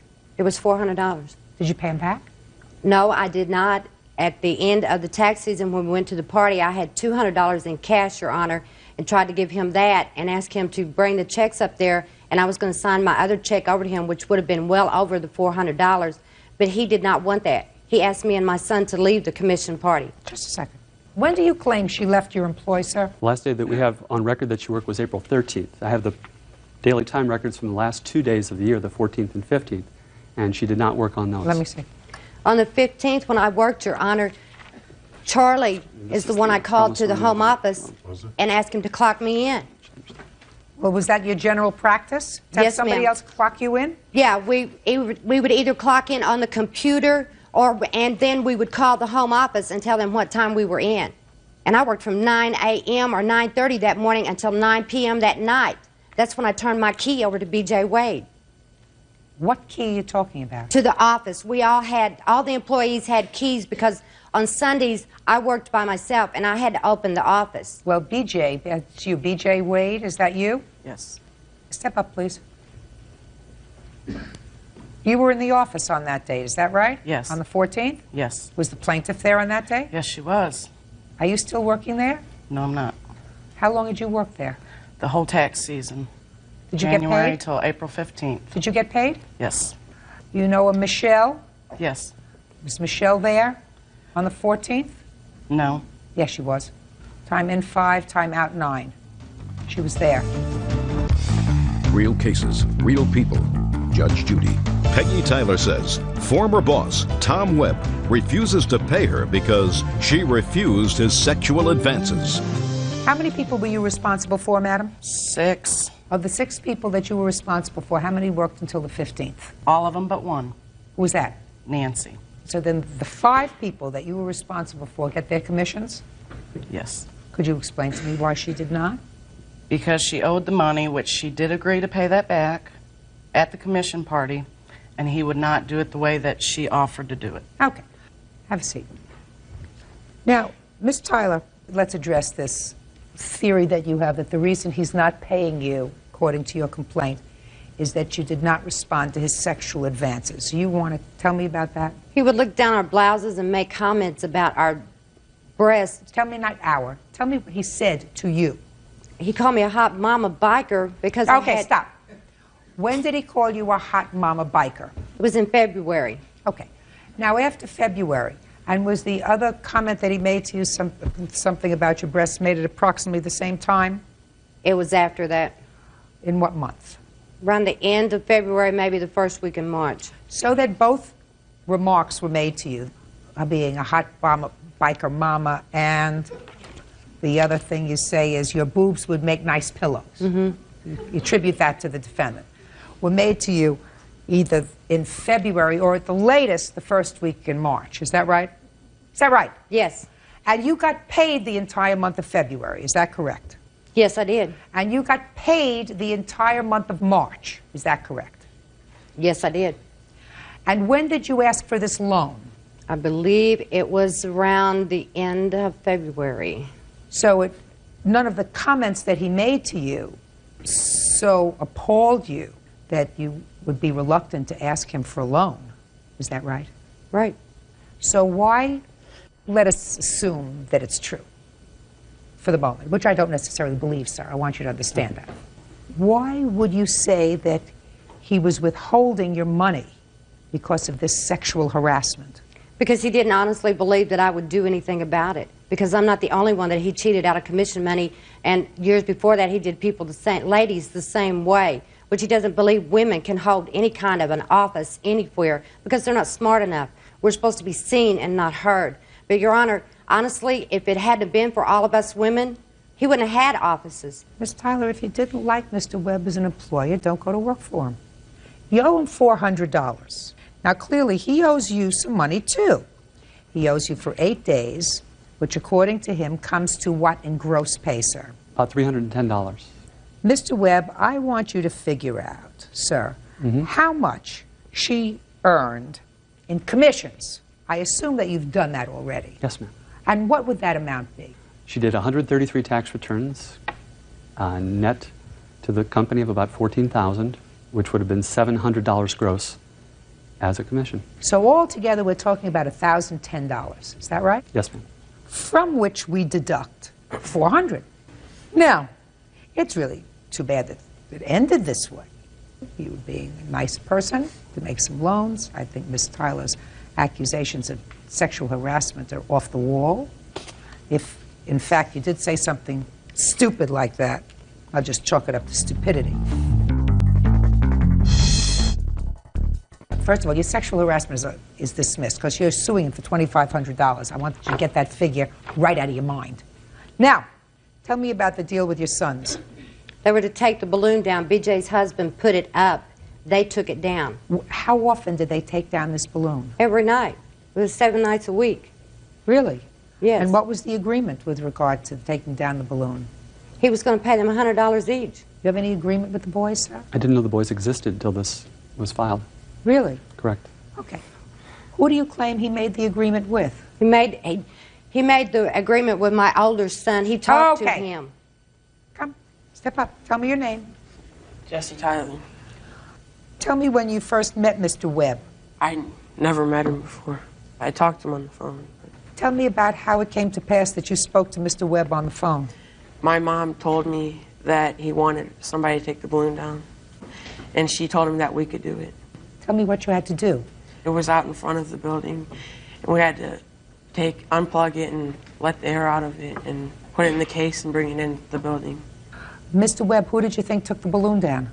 I was paying B.J. Wade and her husband, who took her to work and picked her up in the evening to do that. Really? Mm-hmm. Miss Wade, stand up. Yes. Were you supposed to put the balloon out and take it up? You were the office manager. My husband put it up every morning at 9 o'clock. Were you supposed to take it down? No. How much was he paid? It was like $8 extra on my check a week to take it down. And I don't have the stubs with me. I didn't bring them. Interesting. How did you know that it was this gentleman that you spoke to on the phone? She told me. My mom told me. Tell me how that came about. We talked to him. Tell me about that you talked to him. So far, I believe that your mother said to you, he wants you to take the balloon down, and he'll pay you for it, and he'll give you $100. I want you to tell me, and I want you to make sure you tell me the truth, because otherwise, you know, I'm unpleasant. You'll always trip yourself up if you lie. Do you know that? Mm-hmm. Did you ever speak to him on the phone? Yes. Tell me when, and tell me how that phone call came about. It was in the beginning of January, when the tax season started. Go ahead. And she answered the phone and told me that it was him, and I talked to him about it. So you got on the phone, and what did you say? I said that, what did you want me to talk about? You know, like that, you know. No, don't buy it. What? Don't buy it. I'm not convinced. I'm not convinced it wasn't her husband. I have to be satisfied that he had a contract with him. That doesn't mean... Well, they didn't put nothing in writing. No. Can't hire a 10-year-old. Did your husband also pick you up from work? Yes, but yes, he did. I did not work till closing. Judgment for the plaintiff in the amount of $610, and that is for the wages and the commission that I believe you owe her, sir. Do you understand? Yes, I do. No sexual harassment And no balloon. That's all. Parties are excused. You may step out. You got lucky. He knows he owes my boys. He knows BJ's husband put the balloon up, but he also knows my boys took it down every night. She wanted something that she felt was due to her that I was quite sure was not due to her. They're just kids. They're supposed to trust and believe in grown-ups' word, and this is what happened. 8 years I've been doing this. This is the first time anybody's ever accused me of anything.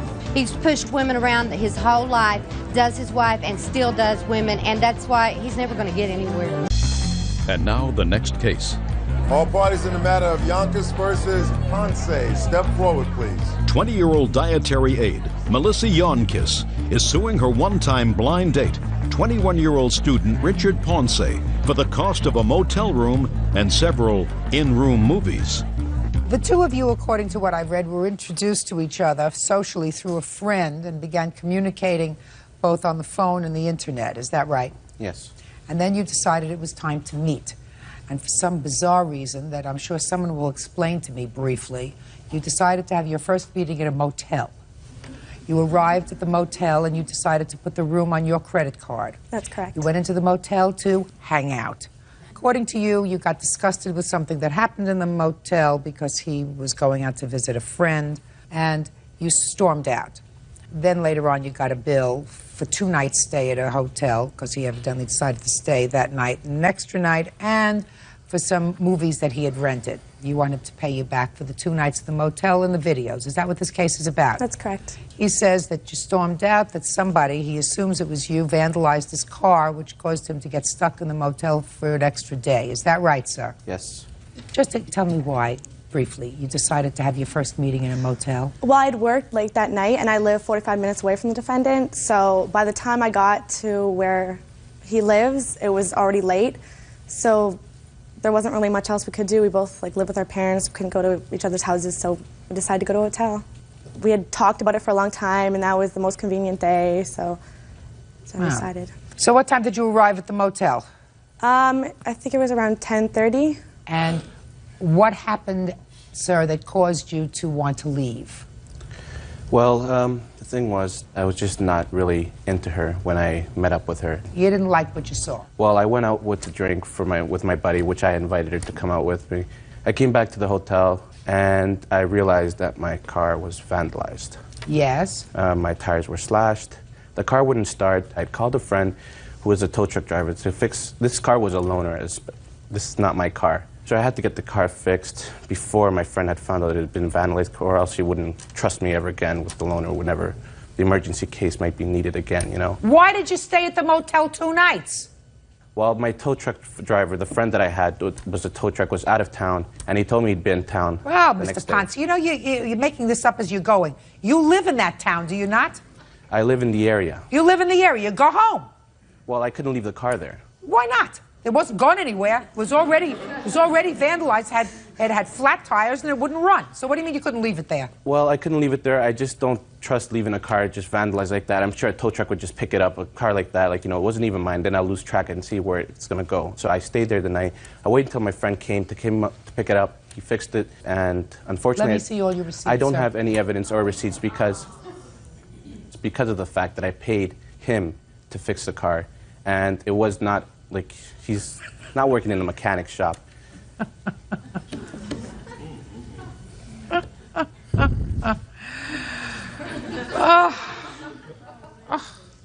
You are so full of yourself. You are so full of it and yourself.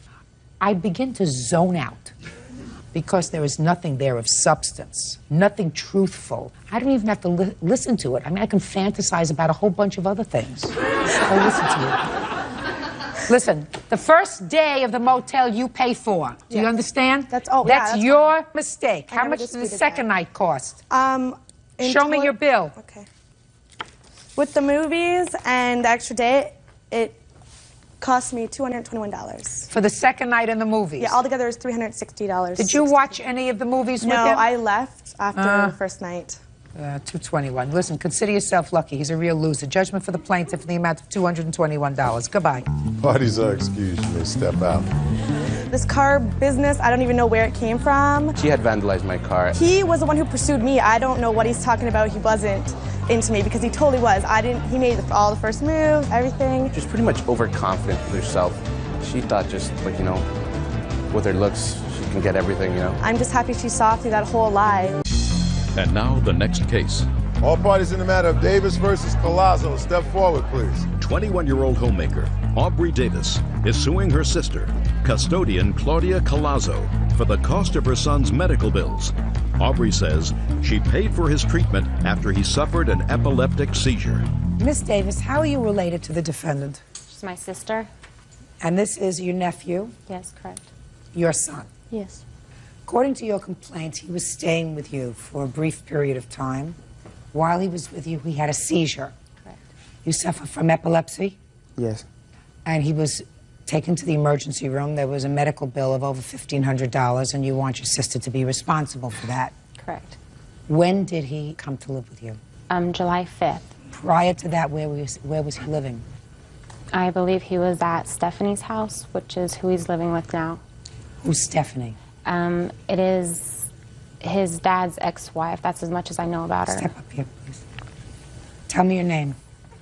Richard Ornelas. Before you came to live with your aunt in July, who were you living with?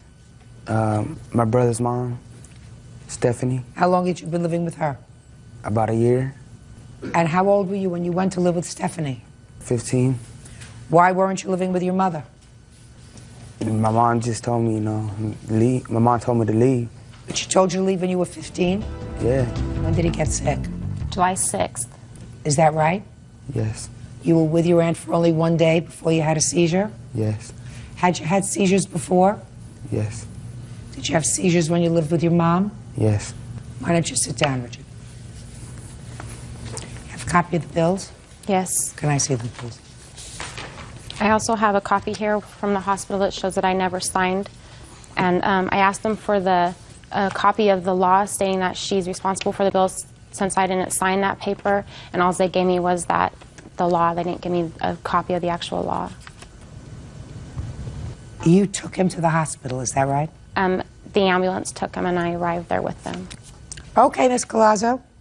All's in your court. Why are you not responsible for these bills? January of 2002, Richard moved out of my house. I did not throw him out. I was having problems with him at school. He was arrested. He was in juvie. He didn't want to obey by my laws. I have documentation that that Stephanie had guardianship of Richard since January of 30th of 2002. Stephanie was married to his father. I don't know if they were legally married, but they had children. Okay. That's where he went to live. Yes. Go ahead. And Where is his father? Pardon? Where's his father? Where is his father? He lives in Las Vegas. Okay, go ahead. I have documentation of everything, of the guardianship papers. Guardianship doesn't mean that Stephanie is financially responsible for him. No, but he was living with her at the time. Yes. I didn't know that he was living with Aubrey. Yes. I received a phone call from Aubrey's husband stating that Richard was in the hospital. And I told him, well, don't have her sign anything. Get a hold of Stephanie. She has guardianship since I live 63 miles out of town. Well, somebody has to admit him. I was assumed that he was admitted. He was brought by ambulance. I don't know what was going on. All I had is a phone call. Did you rush to the hospital? No, I didn't. Why not? I had no way to get there right then and there. You don't have a car? Yes, I have a car, but I did not have a way to get there. Where was your car? It was there. It was at home. So what do you mean you had no way to get there? Financially, I was not working at that time. You were an hour away? Yes. It was late at night. So? You're in for a rude awakening, madam. Because someone has guardianship of your child, right, that doesn't make them financially responsible for your child. Okay. Parents are responsible for the necessaries of a child. Necessaries mean food, clothing, shelter, medical care, sometimes lawyers' fees, and a variety of other things. Mm-hmm. That doesn't change unless you go to court and have your child emancipated.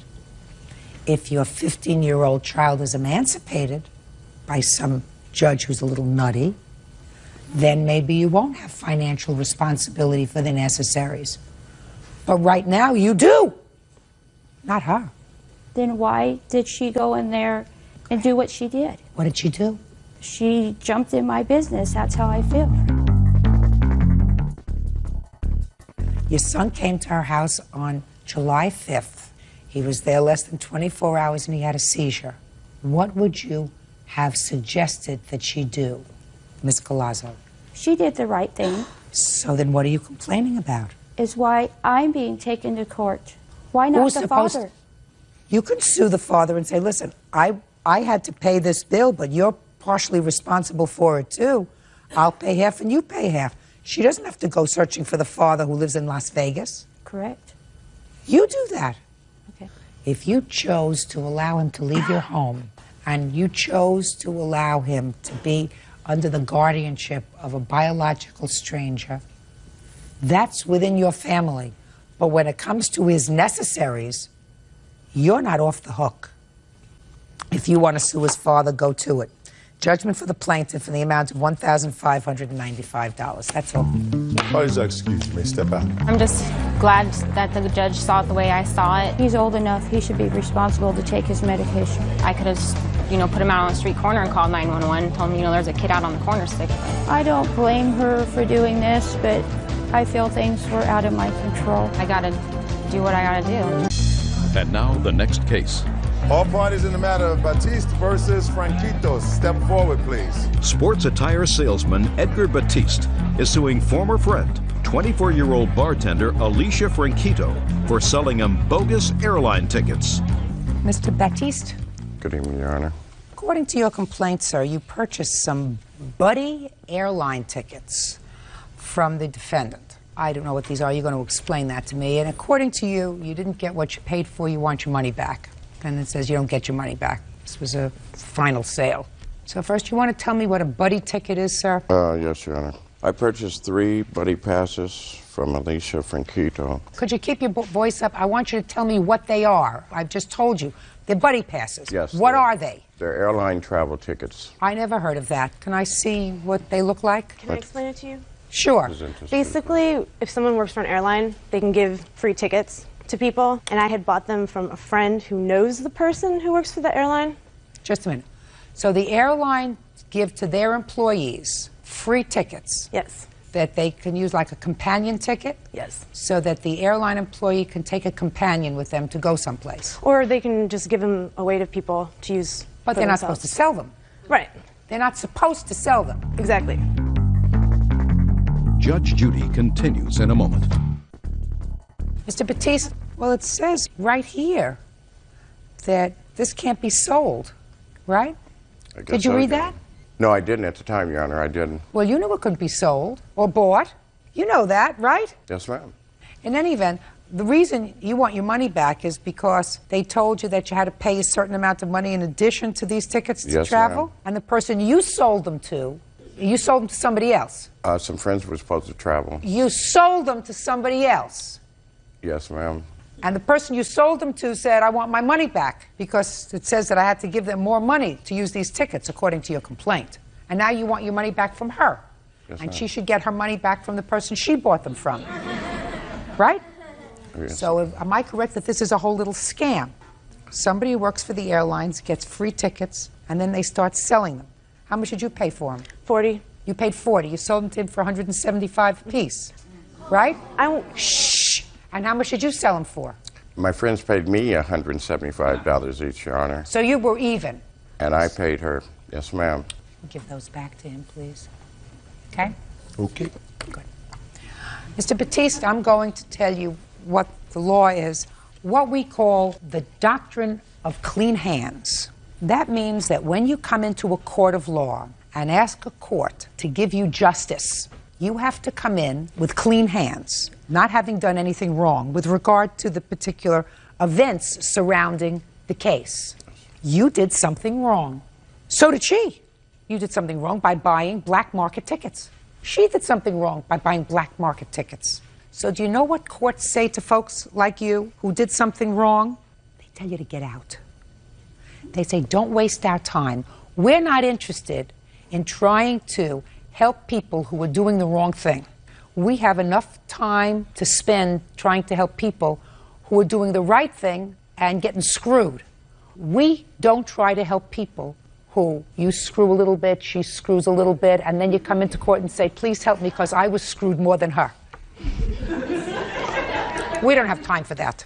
Goodbye, Mr. Batiste. Parties are excused. You may step out. Judge Judy continues in a moment.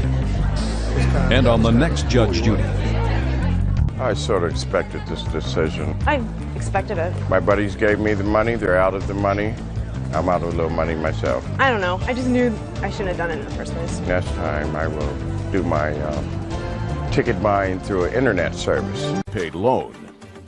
Ms. Hickman, your case is relatively simple. You claim that you made a loan to the defendant, who was your personal trainer, when he said he was in a financial bind and he needed rent money, and he made the loan. And he paid some. His wife paid some. Correct. He made a couple of payments, but there is still a substantial balance. Correct. Mr. Zenslav said that this was not a loan, but prepayment for his training services, and that you sort of backed out of the training/nutrition program. So that's your problem. You lose your money. That's your defense, right? Yes. Just curious, before I get started with this case, how much do you get per hour for personal training? No, don't look over there. I want you to know that I know all about this. Everybody that I know except me has a personal trainer. I work out every day. I don't take instruction well, so I don't have a personal trainer. I have a husband who had a personal trainer. All my friends have personal trainers. So now I want you to answer my question, unless there's something extraordinary about you, which there is not. How much do you get per hour for personal training? $75. That's a reasonable figure. Just informational purposes. How much money did you take from Miss Hickman? How much money did I take? Yes, how much money did you take from me? I haven't paid. Correct. And on what date did she give you $2,300? I believe sometime at the end of last year, or it was close to the beginning of this year, somewhere along that time. Date? November 22nd, 2021. And at that time, how long had you been training her? Since when? When did you start with her as a client? I think like the beginning of summer last year, so I'd say... Date? July 2021. Beginning, middle, or end? Beginning. July, August, September, October. So you had been training her for 4 months. Yes, ma'am. Up until November 22nd, how much money had she given you for training? Did she pay you by the week? Did she pay you by the month? How did she pay you? Up front, first, Okay, monthly. in July. Yep. Not yup. That's not yup. Yes, Yup ma'am. you say to your friends or to your wife. So in July, Yes. when you started, Yes. she gave you how much? 500. For the month of July. Yes, ma'am. The month of August, how much did she give you? 500. Is that correct? Correct. September, Same amount. $500. No, because that's when we had the agreement. No.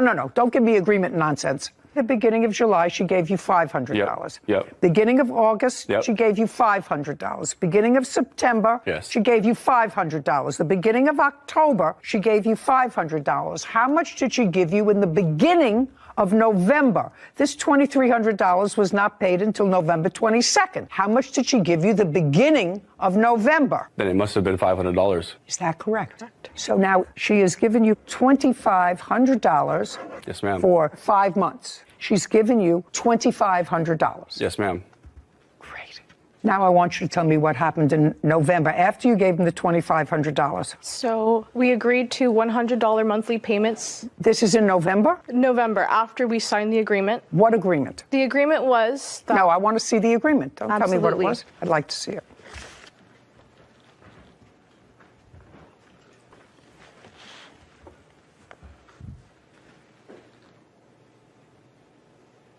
Who wrote this? I did. Well, I don't actually understand it. It says, I, Mr. Venslov, hereby accept $2,300 from my clients and virtual check-ins from November 22nd, 2021 to May 15th, or 1 month of training and payment plans of no less than $100 a month, starting 12/22/21. I agree to pay back the full amount in 12 months. I actually don't understand what that means, because you agreed to pay back the full amount in 12 months by paying her no less than $100 a month, starting December 2021. First part says you're accepting this $2,300 from your client in trade and paid in advance for training, but that you will pay her $100 a month and be finished paying her in 12 months by 11/22/2022. Okay.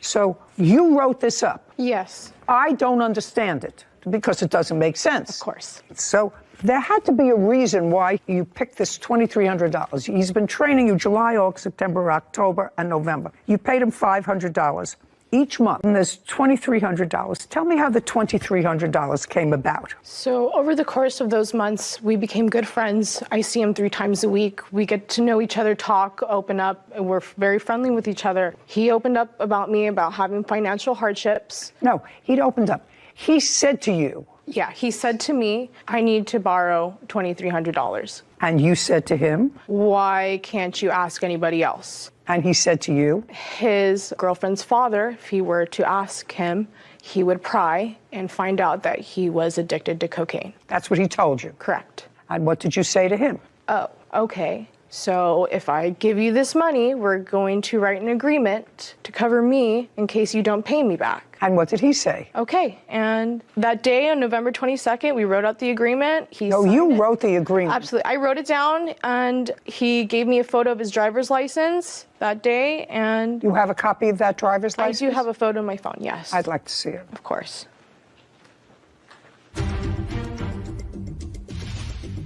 Nessa Hickman claims her trainer, Dylan Venzloff, owes for an unpaid loan.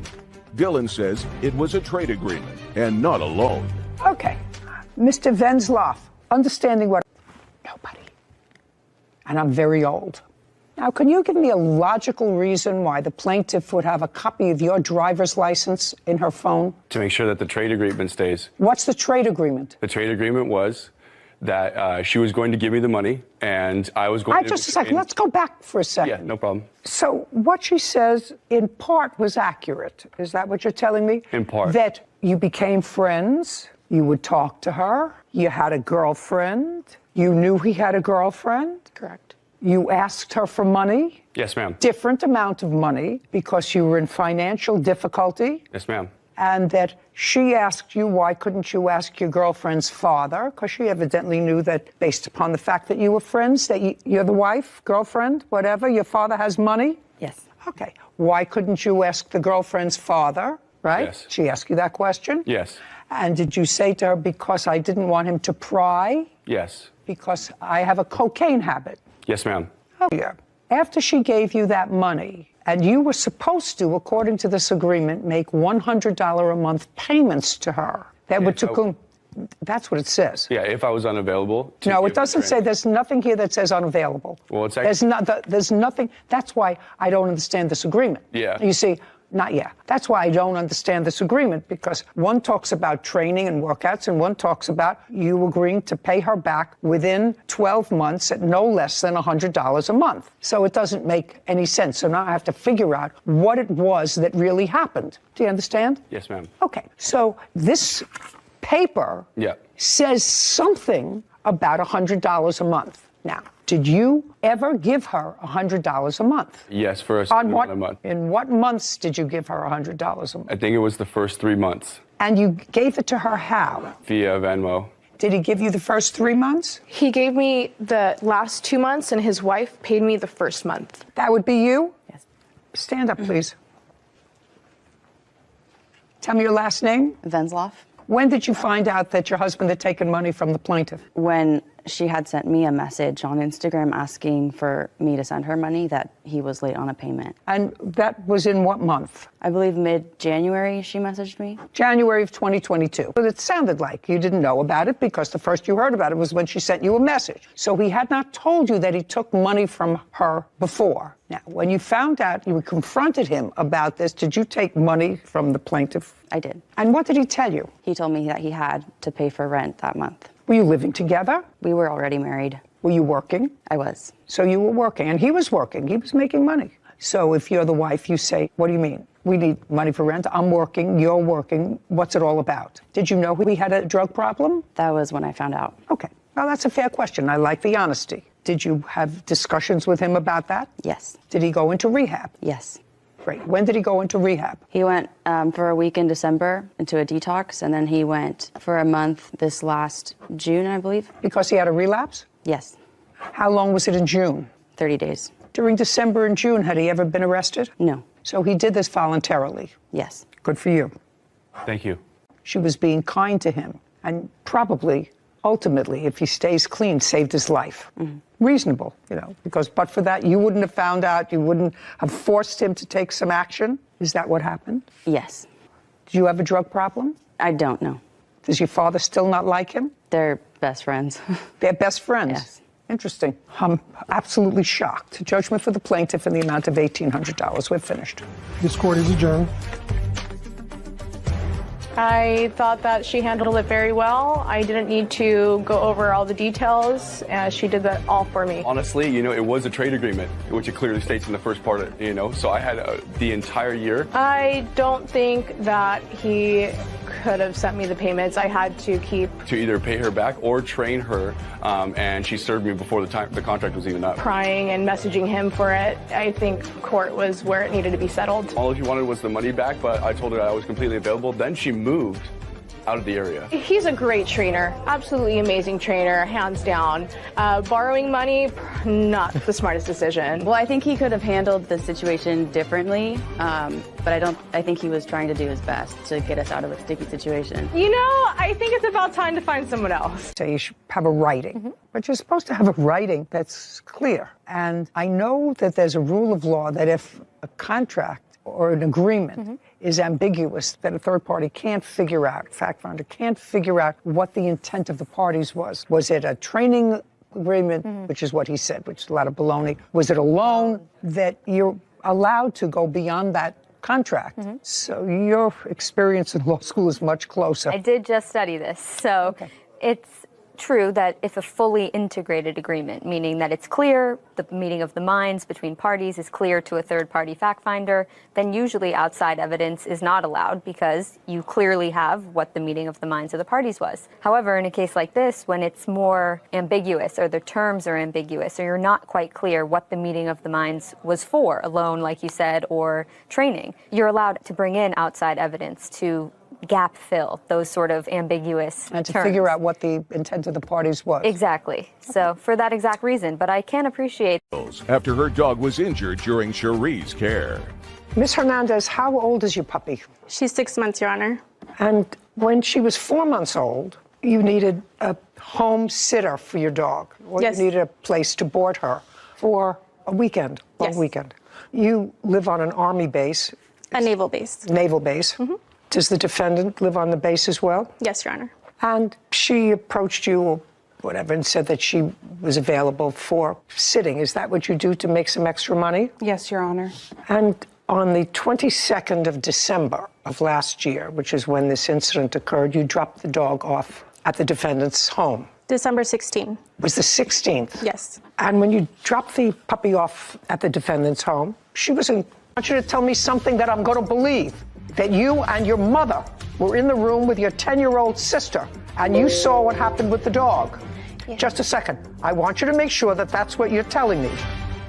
Sofia Hernandez claims her dog sitter, Cherie Vieira, is responsible for vet bills after her dog Dolce was injured during Cherie's care.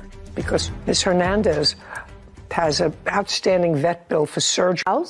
We took her in, and we had also another Not dog. me. I want you to tell me, you. When you say you took her in, did you or somebody else?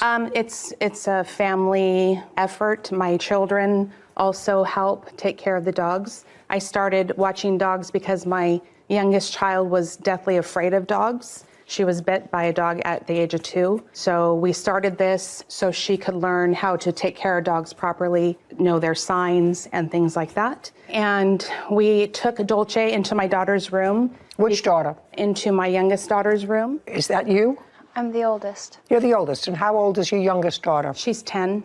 Okay, so I want you to be consistent with what you put in your answer. You were all in your daughter's room? Yes. Is that what you're telling me? Yes, ma'am. Just 1 second. Okay. So your husband was with another dog in the yard? Yes. So I brought this dog into my daughter's room, your 10-year-old daughter's room, to settle down. Yes, Your Honor. And then you don't know what happened because you weren't watching. I was actually... No, you were not watching. That's what it says here. Well, I was taking pictures. It doesn't make any difference. It would be on your camera if you were taking pictures. And if you were taking pictures, then you would have exactly what happened with the dog that caused the dog to have a broken leg. But you don't have those pictures. Am I correct? Yes, Your Honor. So that you were not watching and you did not see what happened at the moment the dog was injured? Yes, Your Honor. Okay. But I do have a witness that I brought with me, my daughter, who actually did see as I was sending pictures to Ms. Hernandez. You sure you want to do that? Are you sure you want to do that? Be very careful, Miss Vieira. Are you sure you want to put her there for me to question? Are you sure? Are you sure? Okay. Yeah. Yes, Your I don't Honor. think, yeah, I don't think so. And you saw what happened with the dog. Yes. Just a second. I want you to make sure that that's what you're telling me. So you were in the room? Yes, I was. Okay. Your first name is? Abigail. I'd like to see a picture of Abigail in the room with the dog when you were sending pictures, allegedly, to the plaintiff of the dog. I just want to see pictures of her in the room. Your Honor, I did not make pictures of those. Why not? She was there. You were taking pictures of the dog. I assume your 10-year-old's room is not the size of Dolce. I don't care after you were bit by Dolce. You were bit by the puppy because she was injured. Yes, Your Honor. Okay. That was after she was injured. Yes. I want to see a picture of your daughter that you were taking pictures of, allegedly to send to the plaintiff to show her how the dog was adjusting. I do not have pictures of that, Right. Your Honor. Yeah. Miss Vieira, do you want to know the truth? I don't believe you were in the room with your daughter, either one of them, and the puppy. I think that you left the puppy with your 10-year-old, and you don't know what happened. That's what I believe. And whether I believe, and it's accurate or not accurate, the dog was injured in your care. So you're responsible for the surgical bill. It's that simple. Dog got a broken leg in your care with enough adults there to watch the dog. Your husband, the older daughter, and you put her in the room with your 10-year-old because Urgent care bill and the surgery bill as well.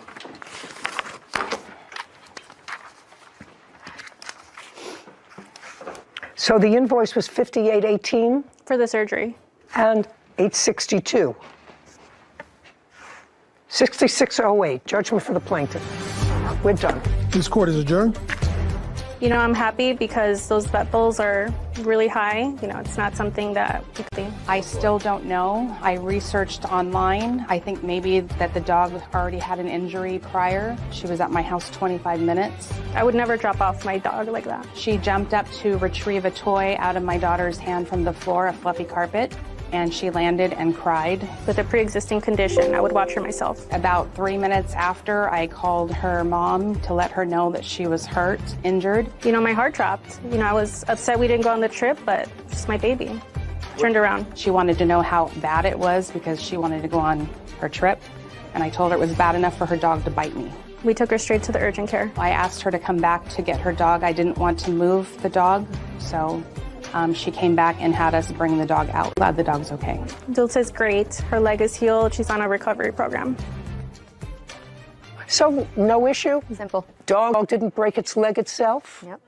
You know, common sense dictates to me that they brought the puppy in to play with the 10-year-old.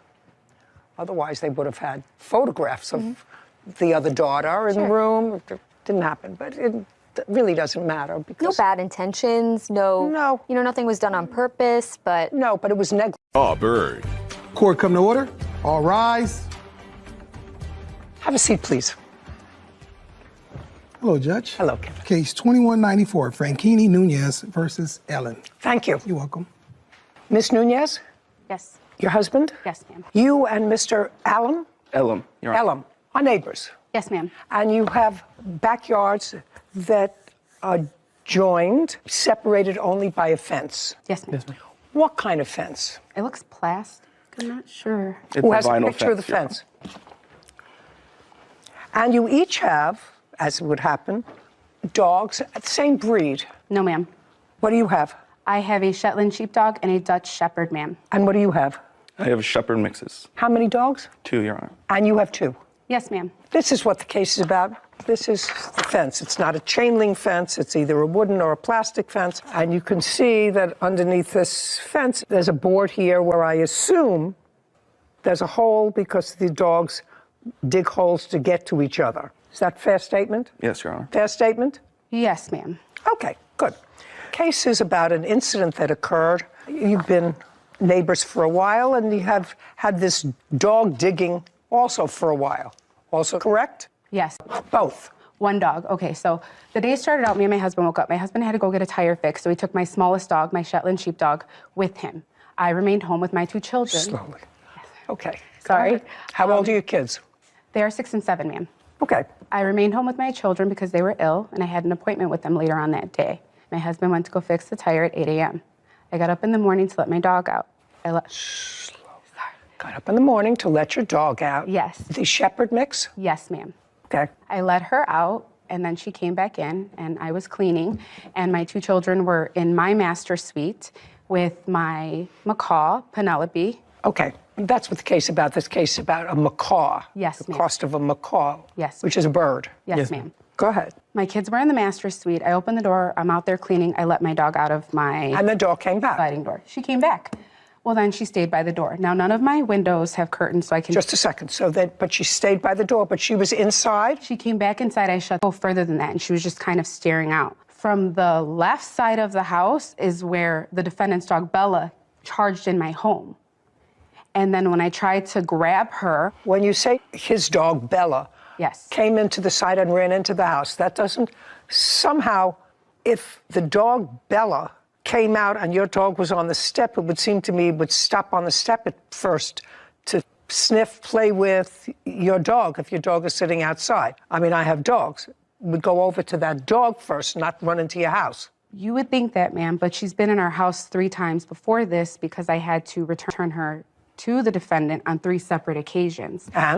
And she didn't do that day. When she came in the backyard on the 3 other instances, I remember the very first time someone from that household came to my door, and I knew the dog was in my backyard, but I didn't open my door. I left her back there. I figured they'd come. They did. And I said, hold on a second. I put my kids, I put my Sheltie in the room with my bird, and I shut the door. Are we talking about the same date, December? We're talking about other days that I brought. Okay, let's not go on tributaries. Yes, ma'am. What's your dog's name? Lucy. Lucy. So the dog just went straight into your house. And what did Lucy do? Lucy charged after her and tried to attack her. Okay. When I shut all the doors to all my bedrooms, someone from the defendant's home came. I opened up the front door, brought her in, and she went straight out because there was nowhere else for her to go. Okay, so it's your dog that is Lucy is the more aggressive dog. Lucy's never been aggressive with her. I believe that Lucy was aggressive with her that day because of the way she came in the house. When you say Lucy was aggressive, what did she do? She started growling at her, and she started... In the house? Yes. Now they're in the house. Put a period there. We have the 2 dogs in your house. Yes. And they are growling at each other. So that's not a happy picture because they're big dogs. Yes. Now let's get to the bird. You purchased a macaw. Yes, ma'am. You have a photograph of what they look like? Yes. When did you purchase the macaw? I purchased her with payments over time. I completed the purchase at the end of September 30th. This is the macaw. Yes, ma'am. That's my parrot. Yes, ma'am. In December, how old was she? She was going to be 8 months. And how much did you pay for her? I paid $4,320.08 for Penelope. Okay, can I see the bill? Absolutely, ma'am. Her birth certificate along She's with beautiful. all of... She bolted in my master suite where my kids were. Lucy? No, Bella. Bella. Bella did. And I went in there, like, I heard my kids screaming, Bella is killing Penelope. And later today. Is there something wrong with your mind? No. Did you just say to me, am I crazy? Did he say he owed back child support? Yes. To her? Tricia Franchini claims her neighbor, Scott Ellum, owes for the cost of a baby macaw bird killed by Scott's dog. Tell me what got you interested in the macaw. Earlier this year, full disclosure, ma'am, ended up in the hospital very sick for 2 weeks, and I was going through a lot, and I started volunteering at the bird store down by my home, and I really liked the Hans macaw because my grandma had one when she was younger. Slowly. Yes, ma'am. And so I spent a lot of time bonding with the birds there, and my husband and I thought it would be good and therapeutic for me, given what I had been going through. Okay, now the 2 dogs are in your house. sort of fighting with each other. They did not fight, ma'am. I did not. Well, allow them to. growling. Yes, ma'am. Growling at each other. And tell me what happened with Bella and the macaw. I tried to calm Lucy down, and my master door was open. Everything was happening so fast. I know I'm describing it slowly, but it was quick. She bolted in my master's suite where my kids to Bella. I couldn't. My dog was standing in between us. And while I was with the two dogs, then my son thought, oh, I'm gonna go get her. And that's when Bella kind of snapped at him and she scratched him. And so then I couldn't get her. I couldn't, she literally was like chewing her up and like dropping her and like biting her again, you know? And it wasn't until my Dutch Shepherd bit her on the nose that she finally let her go, and I swooped and I grabbed her. I booked it to my pantry in my kitchen with my kids, and Lucy stayed in front of the door, and I have a door on it, and I just stayed in there, and I called my husband, and I was screaming on the phone. He got home maybe, I don't know how long, it probably really only was like 5 or 10 minutes, but it felt like forever. She was like and where was in my Bella arms. during this time? Bella was around the pantry with a bird in her mouth, and then I took the bird from Bella, and then I put her to the cage, and then Lucy just stayed by the parrot, and then I opened the door and talked to the kids. They were all hysterical, and I was trying to understand what she was saying. Where was Bella? Bella was in the kitchen with a parrot. And how did Bella get back to the kill their bird in their house? And? Your Honor, the hole that allowed Bella to get into their backyard was primarily dug by their dog over the course of many, many months. And? I continued to repair my side of the fence. Their dog continued to dig the hole, destroyed wood that I had put there. The dog got through. In that story, it's sad, but that's not the story that he gave to my wife when he came pounding on my door. Well, you can't tell me what he said to your wife, sir. Okay, that's fair, Your Honor. I can tell you what he said to me. I called him. You can tell me what he said to you. Instantly? Just you have to understand, he wasn't home when your dog got into the house. He came home at the end of the episode. Do you understand that? I understand that. Okay. Understanding that, you can tell me your version of what he said to you. What they both said to me. I've had conversations with the both of them since this has happened. Okay. The story has changed 2 or 3 times. First, it was she was doing something in the backyard and Bella just came charging in and basically knocked her out of the way, got inside. The first story was, I assumed the entire time that he was home because when he was talking to me over the phone. I don't care what you assumed. He wasn't home when it started. Your problem, sir, is, first of all, you were aware of to your property? No, because I fixed my side of it. I take care so of the answer is no. Correct. Who do you live in your house with? My wife and my children. How old are your children? I have a 1-year-old. I have a 7-year-old. Let us say it's their fault that the hole existed that allowed your dog to get out. But you were aware of it because it had happened before that they had to bring your dog back. That a fair statement? That's fair, yes. Okay. Let us assume that it was your dog that was responsible for the hole. And their dog, despite the fact that yours was a better digger, you know, having dogs and having a fence, they both dig at the same place.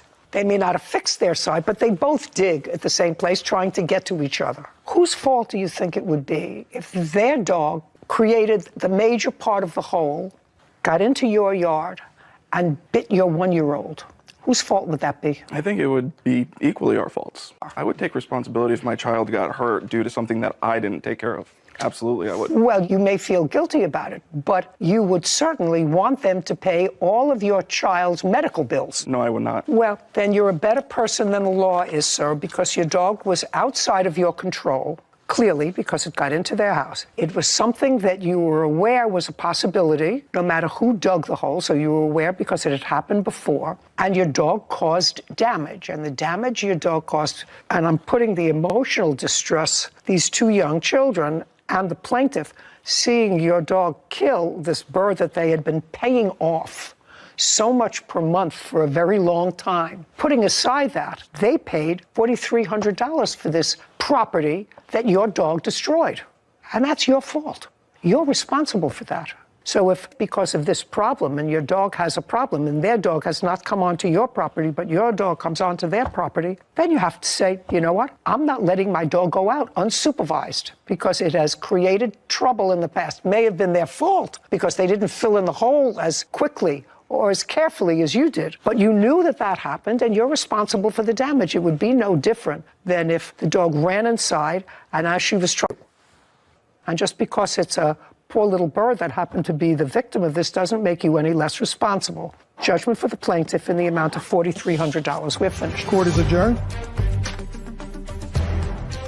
I feel like it was justice for Penelope. When a homeowner doesn't take care of their property and someone lets another dog in their house, they shouldn't be blaming other people for that. It was extremely difficult to hear my kids screaming like that and do nothing to calm them down. The judge's ruling is the judge's ruling. I hope that he never gets another pet again. I don't think there's gonna ever be a relationship, which is totally fine by me.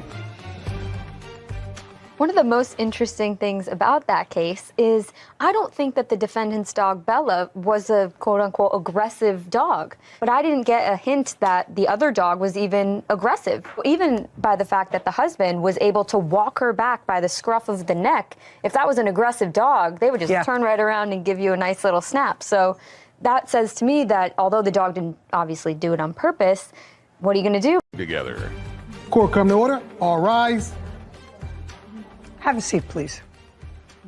Case 2141, Hill versus Horton. Thank you. You're welcome. Miss Hill. Yes, sir. What's this man's name? Claudius Brown. You have a child with him. Yes, ma'am. Who's 10 years old? Yes. Is that your only child? No, ma'am. How many children do you have? I have 4 children. Is he the oldest? She is the oldest. She's the oldest? Yes. Does she see her father? No. Hasn't seen him in how long? Months to a year. The defendant has 2 children with him. Yes, ma'am. How old are they? Well, he'll be 2 on the 9th, and then I have a 10-month-old. And then, according to what I've read here in either the complaint or the answer, he has at least one other child. Yes, ma'am. Which is how old? Probably about 7. Does he see that child? Every blue moon when she brings him. So once in a while? Yeah. So he has 4 children altogether? Yes, ma'am. And you currently live with him? Yes. What does he do for a living? He works at a warehouse. And you? But I'm a certified nurse assistant. Who takes care of the kids? Me and Claudius. You work different shifts? Yes, he works overnight. I work day shift. So you're currently working?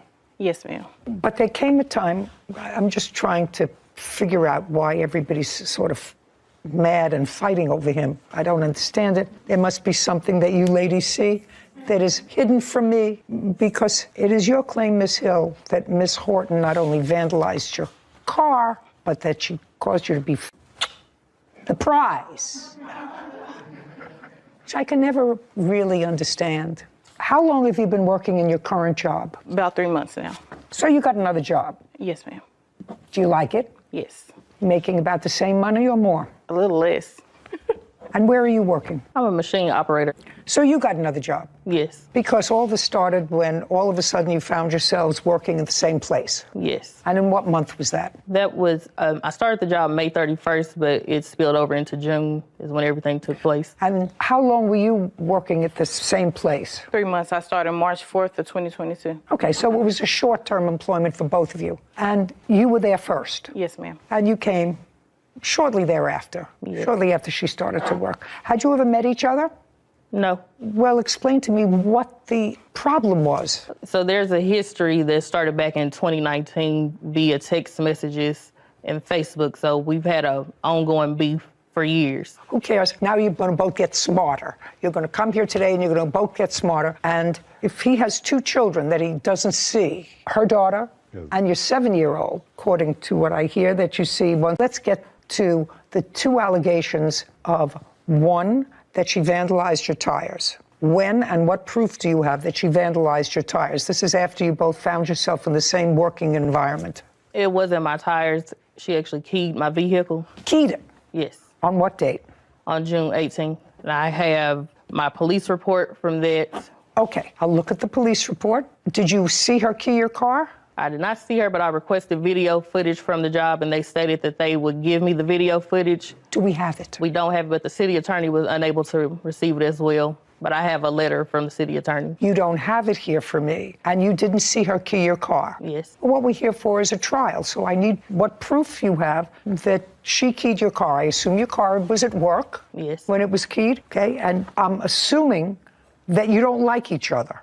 that things got nasty, heated on social media, back and forth. I'm assuming all that is true. All I need for you to show me is proof that she keyed your car. Well, I have audio recording from HR where they're stating that everything was initiated by the defendant. And Arkansas is a one-party state, so I can play the audio for you. Oh, was she on the audio? They're talking about the video in the recording and that they were supposed to give it to me. Can't help you.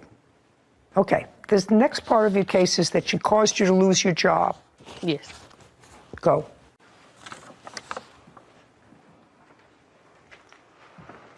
This is the description of the termination letter and description of the violation. Kiana has been involved in altercations with another employee. While the other employee instigated the situations, it has gotten to a point where multiple other staff are now involved. I don't know what that means. At this point, it is affecting patient care and causing a hostile work environment. Termination effective immediately. I assume that you have a similar letter because you were terminated. May I see it? Yes.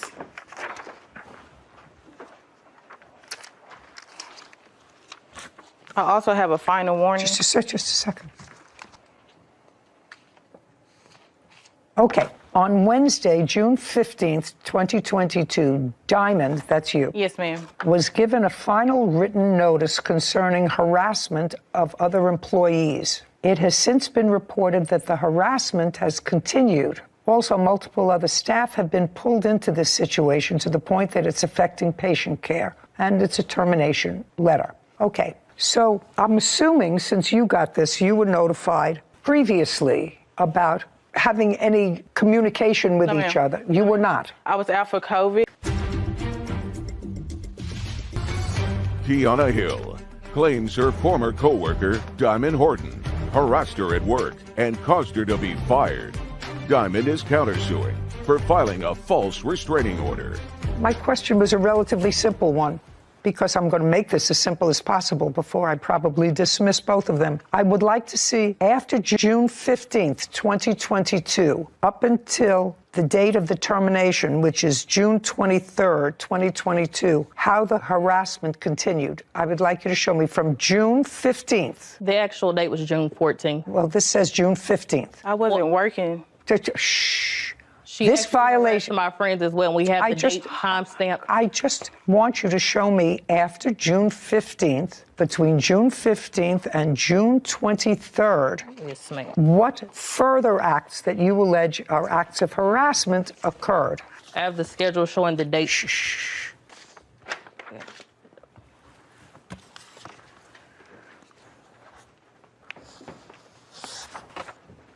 Well, I don't know what this is.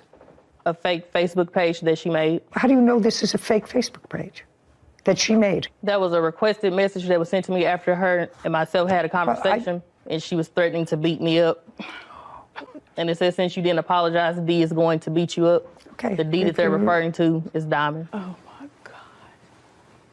What is this her for? It's 6 o'clock in the evening. Well, the day she accused me of vandalizing her car is the day that we had worked together. She called the police and her family came up there and they all had guns. That's the reason she got terminated, because she brought a gun on the premises. And they came up there to jump me. That's a lie. When I went outside. I just want to ask you why you called her. I called her to ask her because the June 16th is when I sat down. I had a conversation together to drop all beef.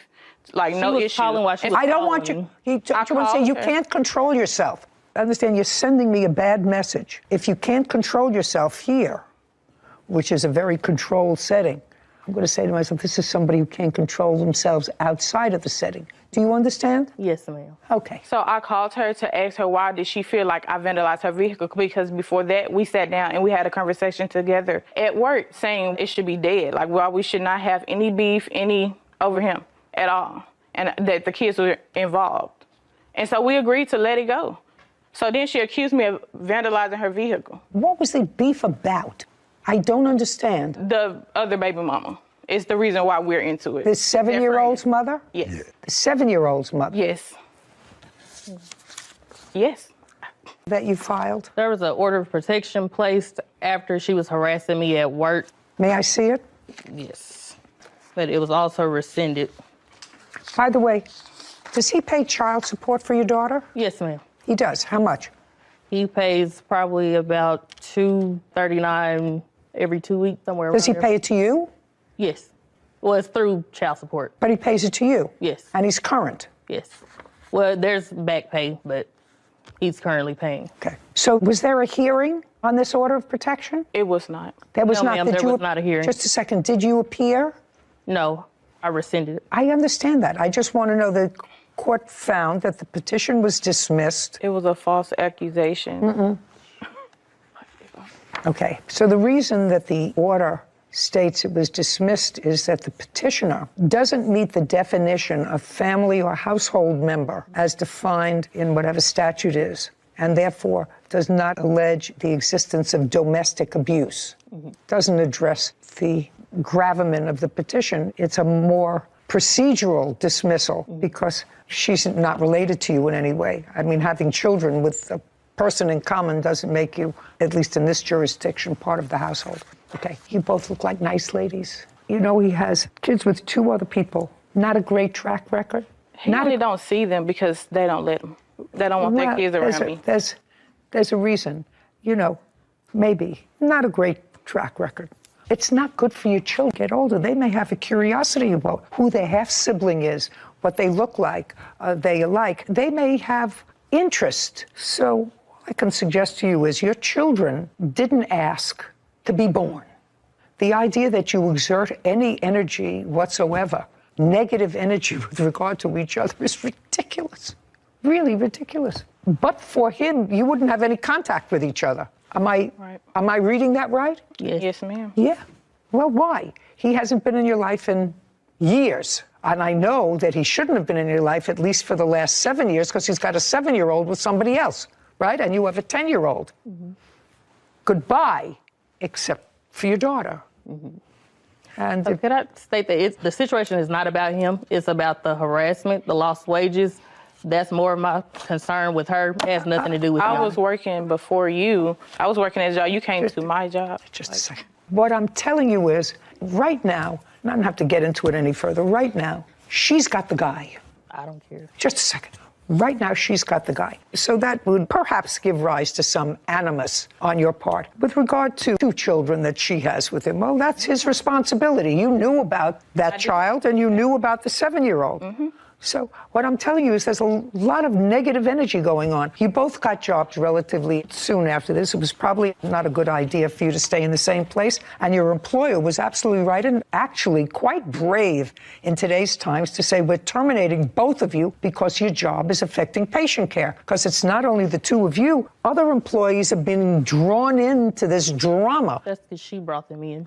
I don't know whether she brought them in or not, and I don't care whether she brought them in. And later today, she wasn't your best friend. She wasn't even a close friend. You hadn't spoken to her in years. So clearly you called her. Thanks guys, thanks for watching my video till end. If you want to watch more videos like that, please subscribe to our YouTube channel. Thank you.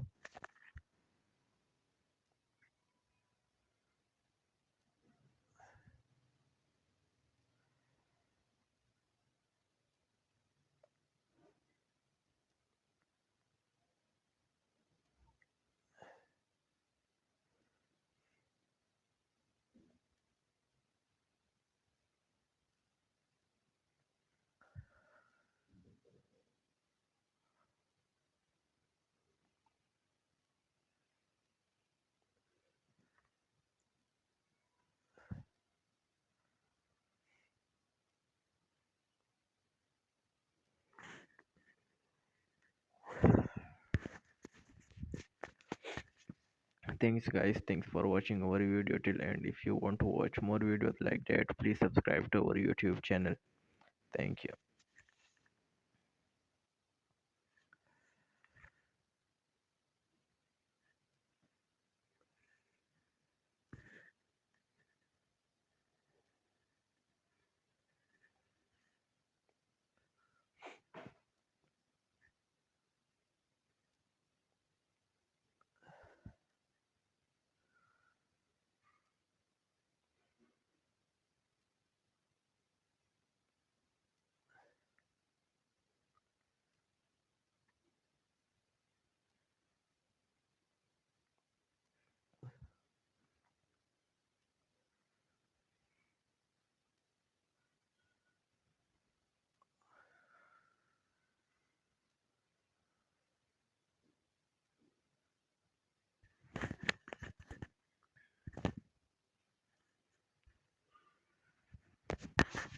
Again guys, thanks for watching our video till end. If you want to watch more videos like that, please subscribe to our YouTube channel.